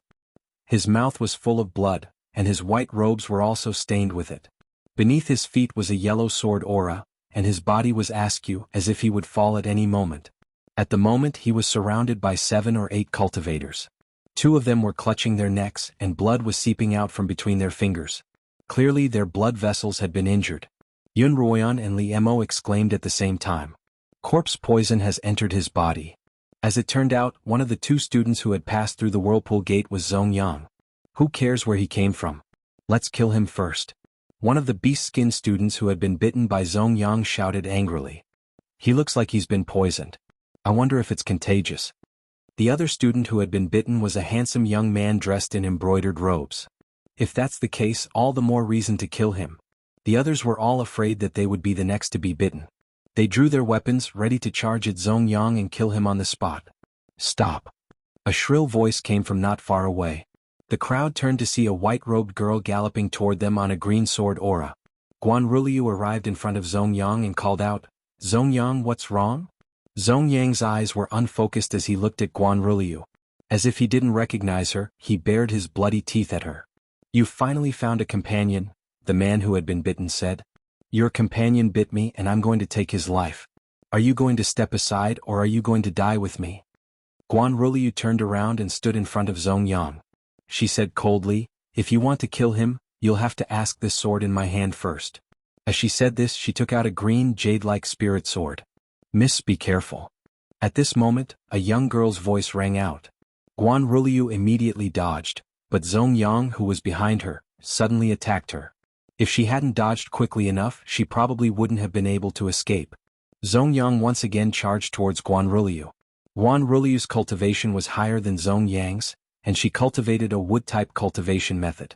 She stretched out her hand towards Zongyang, and a vine shot out from her hand to wrap around Zongyang.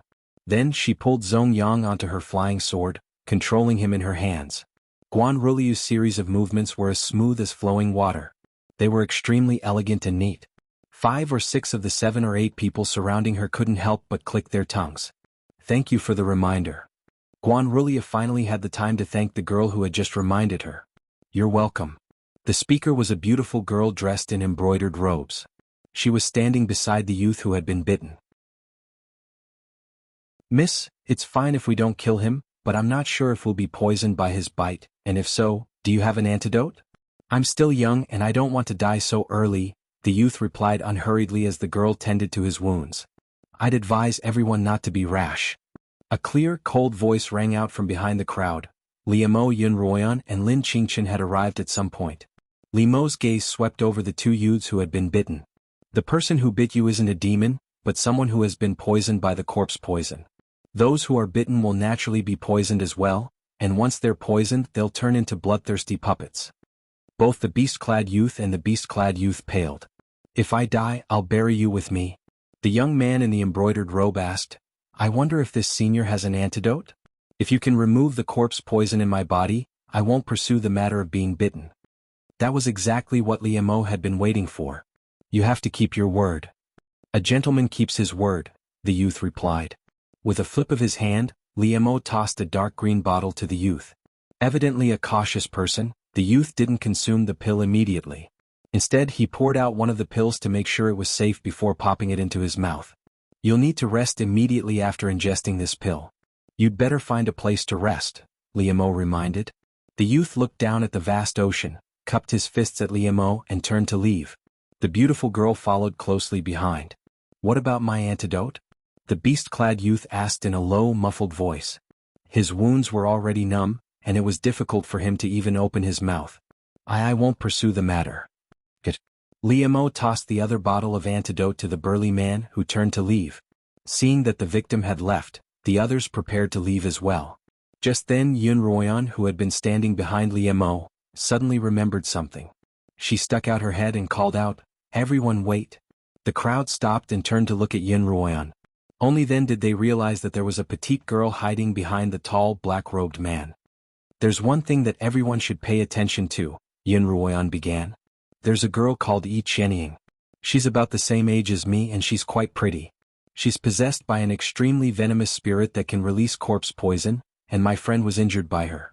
If you meet her, you'd better be careful. Got it. Thank you for the reminder, the crowd replied before dispersing. Master Mo, give me a bottle of corpse poison antidote. Guanruliu hurriedly rushed to Limeau's side. Too late. Limeau's tone was helpless. The antidote won't work on someone who's been poisoned for more than 5 minutes. Liemo looked at Zongyang. The corpse poison had long since entered his body, and the antidote wouldn't have any effect. Then what do we do? Guanruliu asked anxiously. Under her control, Zongyang was becoming more and more violent, and he was beginning to show his ferocity. Let's head back to land and think of a solution. The entrance to the whirlpool gate was above a vast ocean, and they desperately needed to find land to land. Yunruoyan's group didn't know why everyone was flying in the same direction, so she stopped one of the girls and asked her why. Because there's no path in any other direction, the girl replied. No path. The group looked in all directions. All they could see was the boundless ocean, and the sky was much higher than that of the Xuanhuan continent. Why couldn't they fly out? The girl could tell that the group was confused, but she couldn't be bothered to explain. Just follow the rest. She then ignored the group and flew west. The few of them looked at each other, then followed the people around them and flew west. Liemo, look at that fatty up ahead. Not long after they started flying, Yunruoyan spotted a fatty flying on a pair of chopsticks. Just by looking at his large back and his slender pair of chopsticks, she could tell that he was the vulgar fellow from before. Liemo raised an eyebrow and whistled. In the blink of an eye, air appeared out of nowhere and landed on Liemo's shoulder. Liemo then sped up a little to catch up to the fatty. Hey fatty. Yunruoyan called out to the fatty. When the fatty heard someone call out to him, he turned to look at Yunruoyan. Yunruoyan saw a chubby face, a pair of eyes the size of mung beans, an exaggeratedly wide mouth and a large, swollen nose. Even though Yunruoyan's heart was heavy, she couldn't help but laugh out loud. What do you want? The chubby man's gaze landed on who was perched on Liemo's shoulder, and he immediately covered his nose with his large hands, his beady eyes filled with wariness. Nothing. Yunruoyan stopped laughing. I just wanted to ask you about something. What is it? The fatty asked in a low, muffled voice. Why is everyone flying in this direction? Where does it lead? Yunruoyan didn't beat around the bush. The chubby man glanced at Murphy, who was perched on Liemo's shoulder, before replying, because all the other directions have been restricted, and there's no way to fly out. When I tried to fly east and south I was blocked, and when I tried to fly north I was blocked as well, so I can only fly west. Oh, so that's how it is. It seemed that as soon as they exited the whirlpool gate, they were like birds in a cage, fish in a basket, or turtles in a jar, held tightly by an invisible hand. If that person wanted them to go west, they wouldn't be able to go north, south, or east. Look, there's land up ahead. Someone shouted from the front. Indeed, they could see a yellow patch of land on the horizon. Thank goodness we can finally see land. Otherwise, I'd have to fly for another 2 hours before I ran out of spiritual energy and fell into the ocean, someone exclaimed. On that patch of land there were already 7 groups of people waiting. They were the Thunder family, Lai family, Wu family, Feng family, Jing family, Hua family, and Qin family of the Dark Abyss continent. One of the groups was led by a youth dressed in a black robe. He looked to be only 13 or 14 years old, but his figure was already slender and muscular. His short, red hair was all spiked up and he gave off an air of cleverness. This youth was none other than the second young master of the Thunder family, Pai Yang. Second young master, we've already reached an agreement with the Lai, Hua, and Wu families to leave these 2 to us. A middle-aged man in embroidered robes and a mustache bowed to the blazing sun. In his hands were 2 portraits of Liemo and Yunruoyan. What about the other 3 families? Lai Yang asked. This. The steward stammered. The remaining Qin family, Feng family, and Jing family said that they will follow the old rules and let them choose which side they want to compete with. Lai Yang snorted. I have 3 of their men in my hands. Do you think they won't come to my side? Lai Yang turned to look behind him. Behind him were a dozen or so burly men dressed in warriors' robes. They stood in 2 rows and between them were 5 people. All 5 of them had injuries on their bodies and their hands and feet were shackled. They looked like captives. Of these 5, 2 were Zhuo Yifeng and Lin Qingxue.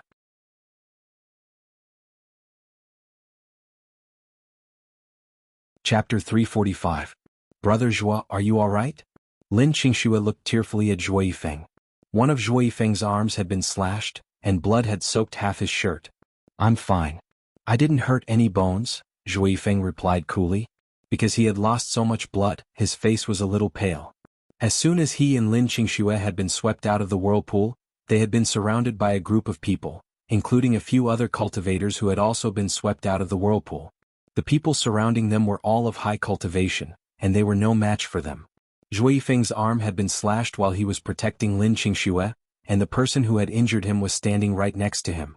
Zhuo Yifeng pretended to glance casually at the person beside him. It was a large, long-faced man with a ferocious expression. Zhuo Yifeng committed his appearance to memory. Brat, what are you looking at? The long-faced man turned to stare at Zhuo Yifeng with a pair of dead fish eyes. Be careful or I'll break your arm. Lin Qingxue, who was by Zhuo Yifeng's side, immediately stood in front of Zhuo Yifeng and glared at the man. Oh. The man grinned as he met Lin Qingxue's gaze and extended a hand toward her. You're such a cute girl, I can't bear to hurt you. Seeing that Lin Qingxue was about to explode, Zhuo Yifeng pulled her behind him and smiled at the man. Brother, you're quite a cultivator. If you wanted to break my arm, I'd have lost it a long time ago. I heard that you're trying to kidnap us to work in the mines. If I lose my arm, I won't be able to do hard labor. If you know that, you'd better behave. The man shouted impatiently as he glanced at Lin Qingxue, not bothering to hide the lascivious glint in his eyes. Zhuo Yifeng smiled as he pushed Lin Qingxue to the side. Qingxue, get some dirt on your face later. At the front of the procession, Thunderbolt looked at the approaching procession with excitement in his eyes. Yunruoyan, you're finally here. Li Mo and Yunruoyan followed the procession of hundreds of people toward the mainland. Gradually they began to see the people on the mainland. Who are those people on the ground? Someone asked. They must be natives of this continent, someone replied. Their auras are so powerful. What do they want? From their words, it was clear that they didn't know much about this continent and its people. Yunruoyan and Liemo could also sense the powerful auras of the mainlanders. Given their understanding of the continent, they couldn't help but be on guard. Liemo, should we interact with these people? Yunruoyan asked Liemo, we don't understand the situation. Avoid them and find a place for Zongyang to rest, Liemo said, then gestured to Lin Qingchen and Guanruliu.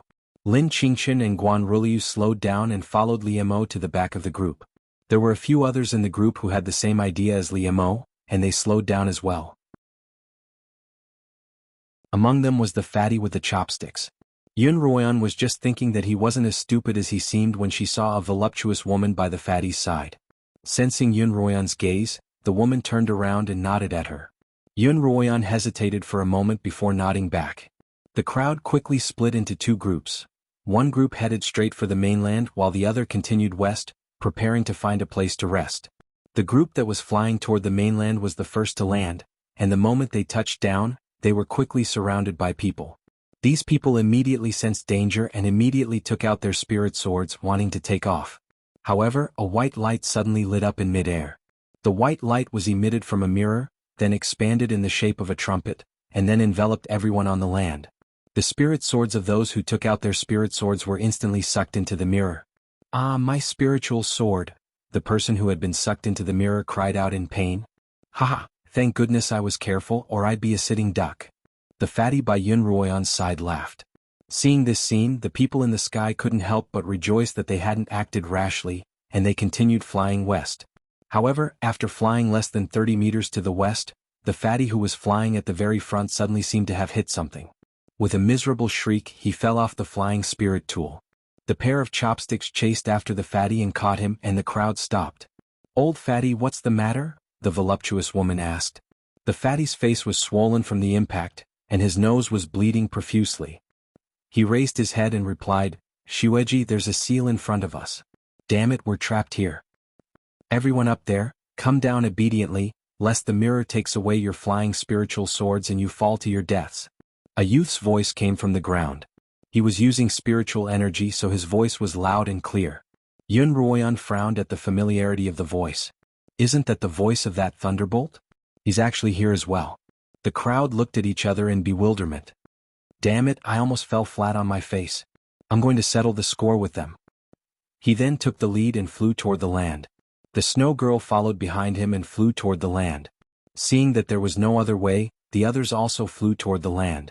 Guan Ruliu and Lin Qingqian followed behind Li Mo, flying behind the rest of the group. Everyone landed on the ground, and the light shot out from the sky flipping mirror immediately expanded, enveloping everyone within it. "Who are you? What are you trying to do?" The moment Fatty landed on the ground, he shouted at the team not far away. At this time, a middle-aged man wearing embroidered clothes and a mustache walked out from the middle of the group. He raised his voice and said to the crowd, "You gophers, listen up." The man with the mustache cleared his throat and continued, "I'm the person in charge of making arrangements for you gophers from low-level continents. According to the rules of the past, you'll have to enter one of the 7 great families as slaves. You'll only be free if the master grants you a favor." "What? That's bullsh*t. The fatty shouted angrily. "You're the hamster. You want me to be a slave? Go to hell." "Well said. How dare a bearded hamster try to pee on our granddaddy's head? Why don't you take a good look at your reflection first?" "That's right, you must be tired of living." The rest of them began to shout along with the fatty. Although they weren't the best of the best on their respective continents, those who were 8th rank or close to it were considered above average in the cultivation world, and they were all rather arrogant. The mustached man didn't seem angry at all. Clearly he wasn't surprised at all. He waved behind him, and 7 burly men in samurai robes walked out from each of the 7 groups. "Let's get that fatty out first and teach him a lesson," the mustached man said as he took out a handkerchief and covered his mouth. The 7 men stared straight ahead as they walked past the bearded man. They walked towards the crowd that was shrouded in white light and stood in a row in front of the crowd. "You come out." One of the burly men pointed at the fatty. "Fine, I'll come out." "I'm not afraid of you," the fatty said as he rubbed his thick, muscular shoulders. "Old fatty, be careful. It's hard to tell how strong these people are," Xueji warned. Naturally, the fat man could tell that he couldn't see through any of the 7 people's cultivation. This situation could only mean 2 things. First, any one of these 7 people was higher than him. Second, these 7 people were hiding their strength so that he wouldn't be able to see through them. The fatty himself was a 9th rank blade master, and he didn't believe that any random person in the group would be stronger than a 9th rank blade master. If that were the case, then he deserved to be in trouble. "You come and spar with me." The fatty walked out of the white light's range and pointed at the burly man in the group. That man walked out expressionlessly, his robes embroidered with the word pie. "Liamo, I can't tell what their cultivation is. Which one of them is stronger?" Xuanhuan looked through the crowd at the front. "The fatty's an early 9th rank blade master," Liamo replied. "The warrior's a peak 9th rank blade master, and the fatty's no match for him." Yun Ruoyan frowned. If even a normal warrior had such a frightening cultivation, then who knew how strong the truly strong cultivators on the continent would be? The fatty took out a cleaver and pointed it at the man. "Show me your weapon." The man's expressionless face finally showed a trace of emotion, and his lips curled up in a disdainful smile. "Damn it, if you're looking down on me, I'll chop you up right now to go with my wine," the fatty shouted as he raised his cleaver at the man. The blade of the cleaver immediately burst into flames. Clearly, the fatty practiced a fire-attuned external technique, and his aura was frightening. However, the man had no intention of dodging at all. He allowed the fatty to swing the flaming butcher's knife at the top of his head. Everyone only heard the sound of metal clashing. Just as the fatty's saber was about to reach the top of the big man's head, the big man raised his hands at an extremely fast speed and clapped his palms together to block the fatty's saber. The man's hands glowed with a metallic sheen. He was a metal-attuned external cultivator. Metal, wood, water, fire, and earth. 5 different types of spiritual energy, 5 different cultivation techniques. Of these, metal and earth were the rarest. Yun Ruoyan had seen earth-attuned techniques before, but this was the first time she had seen a metal-attuned technique.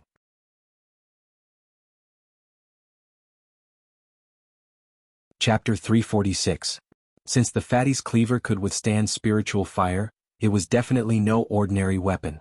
However, in front of the burly man, it seemed as if it couldn't even withstand a single blow. With a quang sound, the kitchen knife in the fatty's hand was broken into 2 pieces in the big man's hand.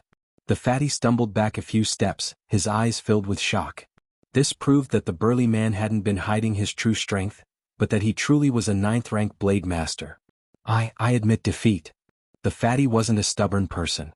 He was certain that he couldn't beat the man, so he admitted defeat in a low, muffled voice. However, the burly man didn't seem to hear him. He continued charging at the fatty, then raised his leg and kicked the fatty in the stomach. The fatty's fat body flew into the air, smashing into an invisible wall before falling to the ground with a thud. The dust on the ground flew up into the air. After suffering this blow, Fatty lay on the ground for a long time without moving. Everyone was silent as their gazes landed on Fatty. When the Fatty finally raised his head, he spat out a mouthful of blood. "Humph, you gophers are becoming more and more useless." The large man walked in front of the fat man and stepped on the fat man's body as he spoke disdainfully. Then he dragged Fatty by one of his arms as if he was dragging a sack, and dragged him to the front of the Pai clan's troops. Immediately, someone came up with shackles, and placed them on Fatty's hands and neck like they were beasts. "Is there anyone else who wants to challenge me?" the bearded man asked, sweeping his gaze across the crowd. "I'd like to experience your skills." The woman with the fatty, xianxia, walked out from the crowd. "Hey, who do you want to challenge?" the bearded man asked as he looked her up and down. The 7 burly men in the row all looked at xianxia, their initially stern expressions now replaced with perverted smiles. "Come fight me, I won't be so rude," a dark-skinned burly man teased. "Yes, I promise I won't hit your face," another black-haired man added. "As long as you admit defeat, I promise I won't hit you." "I'm with that fatty. I want to challenge him." Xianxia pointed at the man who had just defeated the fatty. The burly man looked at Xianxia and revealed an evil smile.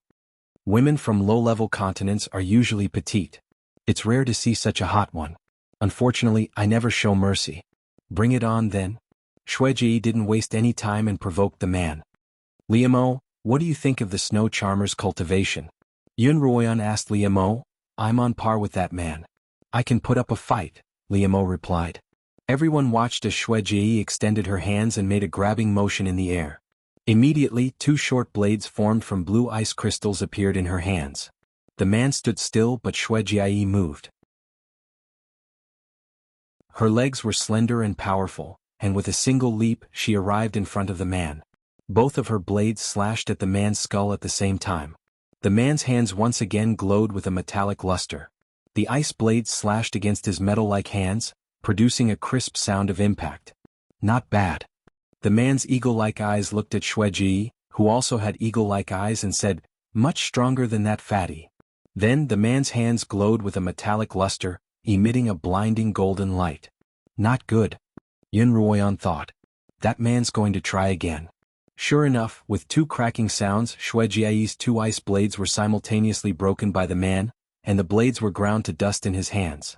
"You reckless woman, even if you admit defeat, it's useless in my hands. The man kicked at Xuejiai. Thinking that Xuejiai didn't have any weapons in her hands, he didn't strengthen his kick with spiritual energy. When Xuejiai saw this swift and violent kick coming towards her waist and abdomen, a smile appeared at the corner of her mouth. The man saw Xuejiai smile and thought, not good. But it was already too late. Xuejiai's entire body soared into the air and spun in mid-air. When she turned around, a large ice blade appeared in her hands. Xuejiai held the ice blade in her hand and mercilessly chopped at the man's calf. With a muffled groan, the man's calf was cut open and blood flowed out in an instant. With Xuejiai's strength, this slash should have cut off the burly man's leg. However, the burly man's reaction was fast enough. When he discovered the danger, he instantly injected his metal element spiritual power into his leg and strengthened it with metal. As a result, Xuejiai's slash only had time to cut a 3-inch deep wound on the man's leg before it was blocked by the metal elemental flesh and could no longer cut further. After the burly man grunted, he quickly used his other strengthened leg to kick Xuejiai's shoulder in the air. Xuejiai was kicked so hard that she slid backward several feet and hit an invisible wall with a loud bang. Although Xuejiai and the man's cultivation was similar, when comparing men and women, under the premise of the same cultivation, the woman was obviously at a disadvantage in terms of strength. After being sneak attacked by Xuejiai, the man was furious. As if he didn't feel the slightest pain, he rushed toward Xuejiai like lightning. Xuejiai wanted to jump to dodge, but she didn't expect that the man's speed was faster than her, and his combat experience was obviously richer than Xuejiai's. The man jumped into the air and reached out to grab Xuejiai's leg in the air. Then he slammed her to the ground. Xuejiai's body was violently thrown to the ground. A layer of white spiritual power film formed on the surface of Xuejiai's body, protecting her body. But the man seemed to be crazy. He kept slamming Xuejiai left and right like a sack, breaking the spiritual power film on the surface of Xuejiai's body. Xuejiai was suffocated from the first fall, and then she had no strength to fight back. Her head, face, nose and mouth were all bleeding. But the man was like an uncontrollable bloodthirsty beast, and like an angry child, he kept slamming her. The people in animal clothing in the crowd started to get restless. Xuejiai clearly had a high status among them. Stop! A man wearing animal hide roared and rushed towards the two people in the middle. The rest of the people wearing animal hide were also very excited. However, the white pillar of light shot out by the heaven-flipping mirror had somehow turned into a cage, trapping everyone within. The crowd could only look on helplessly as Xuejiai was tortured beyond recognition. Enough. At this moment a youth's voice sounded. Thunderbolt Rock, stop. The man called Thunderbolt Rock finally stopped beating Snow Charmer. He loosened his grip and Snow Charmer's leg fell to the ground. TSK. Thunderbolt Rock walked over and kicked Xuejiai. Xuejiai didn't react at all. Only the slight trembling of her back indicated that she was still alive. Thunderclap turned around to look at Thunderclap, who still seemed to want to continue, and said with dissatisfaction, "My father has been lacking a servant girl to serve tea recently, and he likes hot ones like you. In the end, you beat her up until she's neither human nor ghost. TSK, what a waste." Crag Splitter cracked his neck and the sound of his bones cracking rang out. This could be considered a response to Thunderclap. On the Dark Abyss continent, apart from the nobles of the 7 great families who were born superior to the rest of the population, the rest of the commoners only spoke with their strength. Although Thunderbolt Rock was a servant of the Thunderbolt family, he was one of the famed warriors of the Thunderbolt family due to his high cultivation and combat strength. Even Thunderbolt Rock had to give him some face. "You're injured. Go get treated first," Thunderbolt Rock said to Thunderbolt Rock. Thunderbolt Rock didn't say anything else and dragged Xuejiai back to the group. Someone immediately came up and shackled Xuejiai, tossing her to the side with the fatty. The people trapped by the light pillars couldn't keep their cool anymore. They were obviously going to end up like Xuejiai and the fatty. "Thunderbolt, your Thunderbolt family has already captured 2 experts in a row. Shouldn't you let us show off our skills as well?" Feng Mian, the young master of the Feng family, said. "Humph." Thunderbolt sneered and said, "We're following the rules. They've chosen their opponents. Also, look at those gophers in beast clothing. Their eyes are bloodshot and their killing intent is overwhelming. They obviously hate Thunderbolt Rock to the bone. They'll definitely challenge him next. That's not fair." Another leader of the Zheng clan said, "Could it be that everyone challenged your clan's warriors and all the gophers became your clan's slaves? Didn't you say that we'd follow the rules?" Thunderbolt said indifferently, but it's fine if you don't want to follow the rules. This young master has always been an easygoing person. As long as you agree to my request and hand over the people in the 2 paintings I showed you earlier to my Thunderbolt family, it'll be fine. What paintings?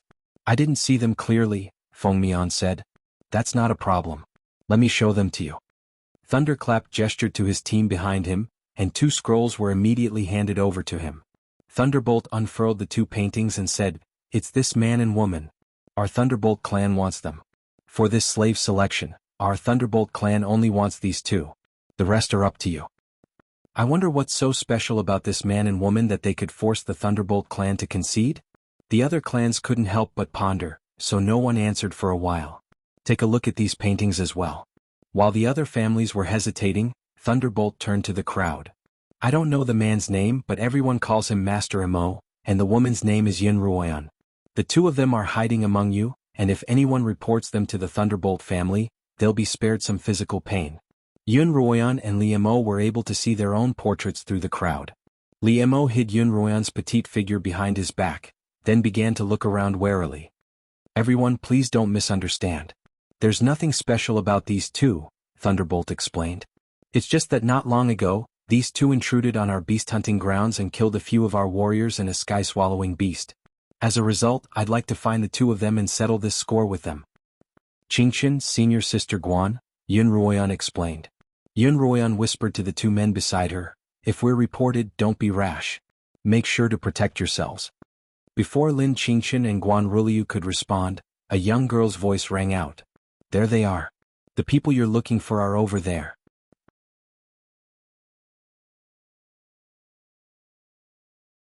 Chapter 347. The person who had reported Xuanhuan and Liemo was none other than Rong Yueshan, who had been hiding in the crowd. "Xuanhuan, where do you think you're hiding?" Rong Yueshan squeezed through the crowd and pointed at Xuanhuan, who was hiding behind Liemo's back. Thunderbolt's eyes quickly lit up. He took a step forward and hurriedly asked, "Where is it? Where's Xuanhuan?" Although the crowd had no grudge against Xuanhuan and Liemo, they didn't have much of a relationship either.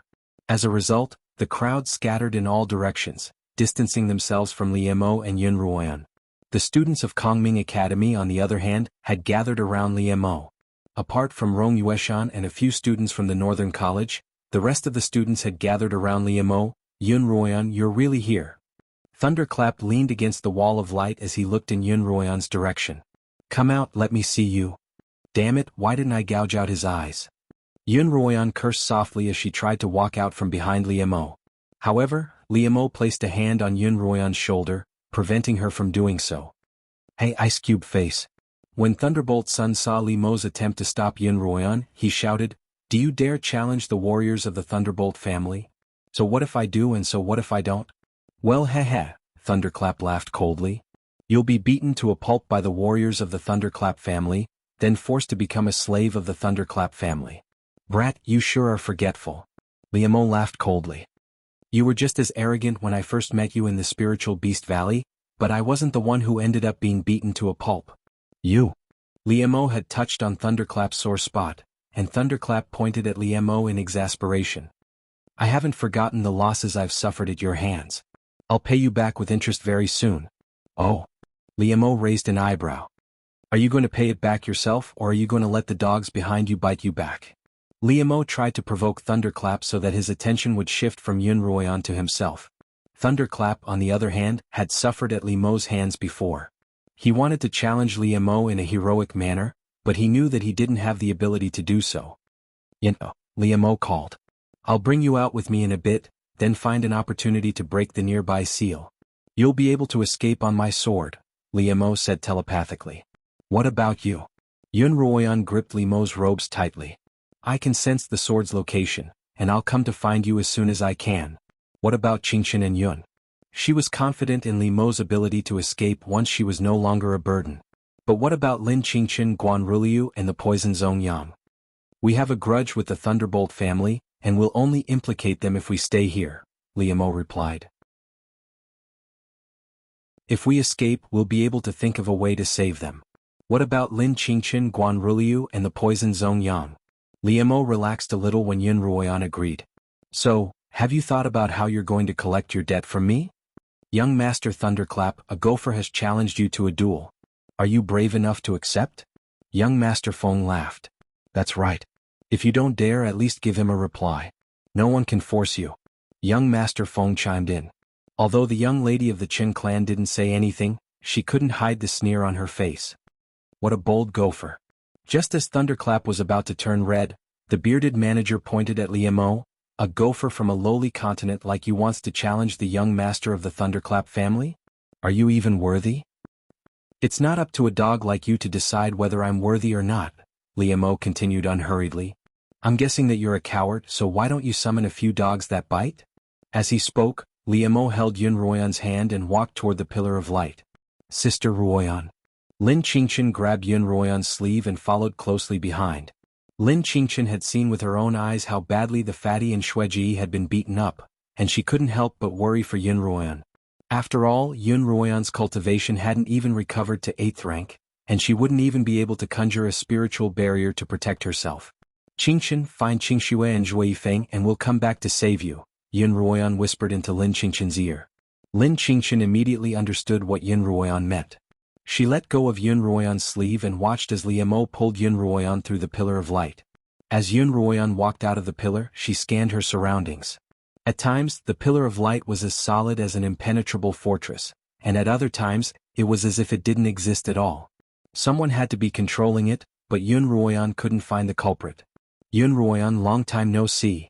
Thunderbolt smiled as he looked at Yun Ruoyan. Yun Ruoyan looked at him coldly. I wish I'd never seen you again. Thunderbolt had clearly anticipated Yun Ruoyan's reaction, so he didn't get angry. If you're willing to submit to the Thunderbolt family, I'll spare you any physical pain and even protect you. Thank you for your kindness, but I don't need it. Yun Ruoyan replied coldly before turning away from Thunderbolt. Thunderbolt sighed. The Thunderbolt family has always been clear about gratitude and grudges. You've taken care of me before, so I won't make things difficult for you. However, that Mo fellow must be taught a lesson. Come on, I'm waiting.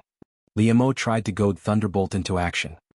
Let's see how well your Thunderbolt family has trained these dogs. How dare you? Thunderbolt Rock, the man whose calf had been slashed, yelled at Liemo's provocation. The other warriors watching over the slaves were also infuriated by Liemo's words. Brother Zhua, Sister Ruoyan and the Slaughtering King won't be able to recognize us like this. Lin Qingxue had already smeared mud all over her face. After Zhuifeng consumed a spiritual pill that he had brought with him, the wound on his arm had stopped bleeding, but his face was now covered by a mixture of blood and mud. They're in a lot of trouble right now and we can't be a burden to them, Zhuifeng whispered to Lin Qingxue. He put his arm around Lin Qingxue's shoulder, and the two of them squatted among the captives, trying their best not to raise their heads. Thunderbolt Rock was currently treating Thunderbolt Rock's wound. As a water-attuned cultivator, he used his spiritual energy to form a layer of ice on Thunderbolt Rock's wound, temporarily sealing it. Thunderbolt Rock stood up and raised his fist at Liemo. Liemo, on the other hand, had been vigilant the entire time. When he saw Thunderbolt Rock madly smashing Shueji into the ground, he had completely concealed his own cultivation.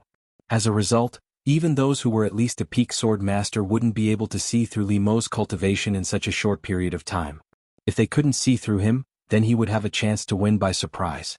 Liemo placed Yun Ruoyan to one side, then extended a finger toward Thunderbolt Rock and beckoned him over. Whether it was on a low-class continent or a high-class continent, this gesture was used to summon dogs. Already seething with anger, Crag Splitter's rage flared up even more. He charged out of the group and pounced on Liemo like a wolf. Thunderbolt Rock, you're no match for him. Thunderbolt Rock's words rang out almost at the same time. He had originally planned to have all the warriors charge at Liemo, but after being provoked by Liemo, he couldn't find an opportunity to carry out his plan. At this moment, Thunderbolt Rock pounced at Liemo with an unquenchable fury. His hands glowed with a dazzling golden light, and his fingers formed into claws. One clawed toward Liemo's chest, the other toward Liemo's neck. Liemo waved his sleeves at Thunderbolt Rock, and dozens of icicles flew out and struck Thunderbolt Rock's body. Thunderbolt Rock's entire body glowed with a golden light, and his iron shirt and golden bell seemed to be impenetrable.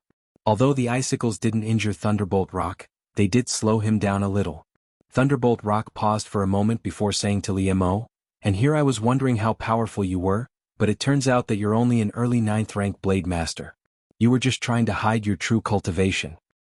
Thunderbolt Rock, don't underestimate your opponent, Thunderbolt Rock reminded him once more. However, Thunderbolt Rock's arrogant personality meant that he wouldn't take anyone's warning seriously. When he attacked Li Mo again, his attack power increased once more, but he had almost completely given up on defense. He was confident that his iron shirt and golden bell would be able to withstand any of Li Mo's attacks. One of Thunderclap's hands was on Li Mo's chest, the other on Li Mo's neck, both with unerring accuracy.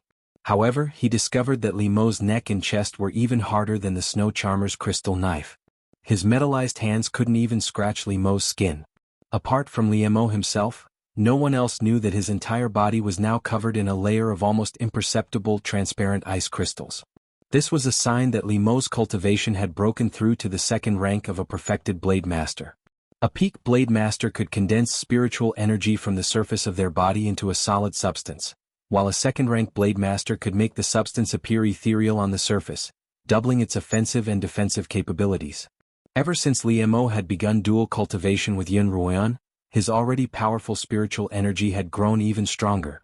Later, during the few days he had been treating Xuanhuan's injuries, Li Mo had used almost all of his spiritual energy to heal her. Although it didn't seem like it had much of an effect on Li Mo's cultivation at the time, this was the nature of dual cultivation. Even if it didn't have much of an effect at the time, it would still be useful in times of danger. At this moment, Li Mo's cultivation exploded.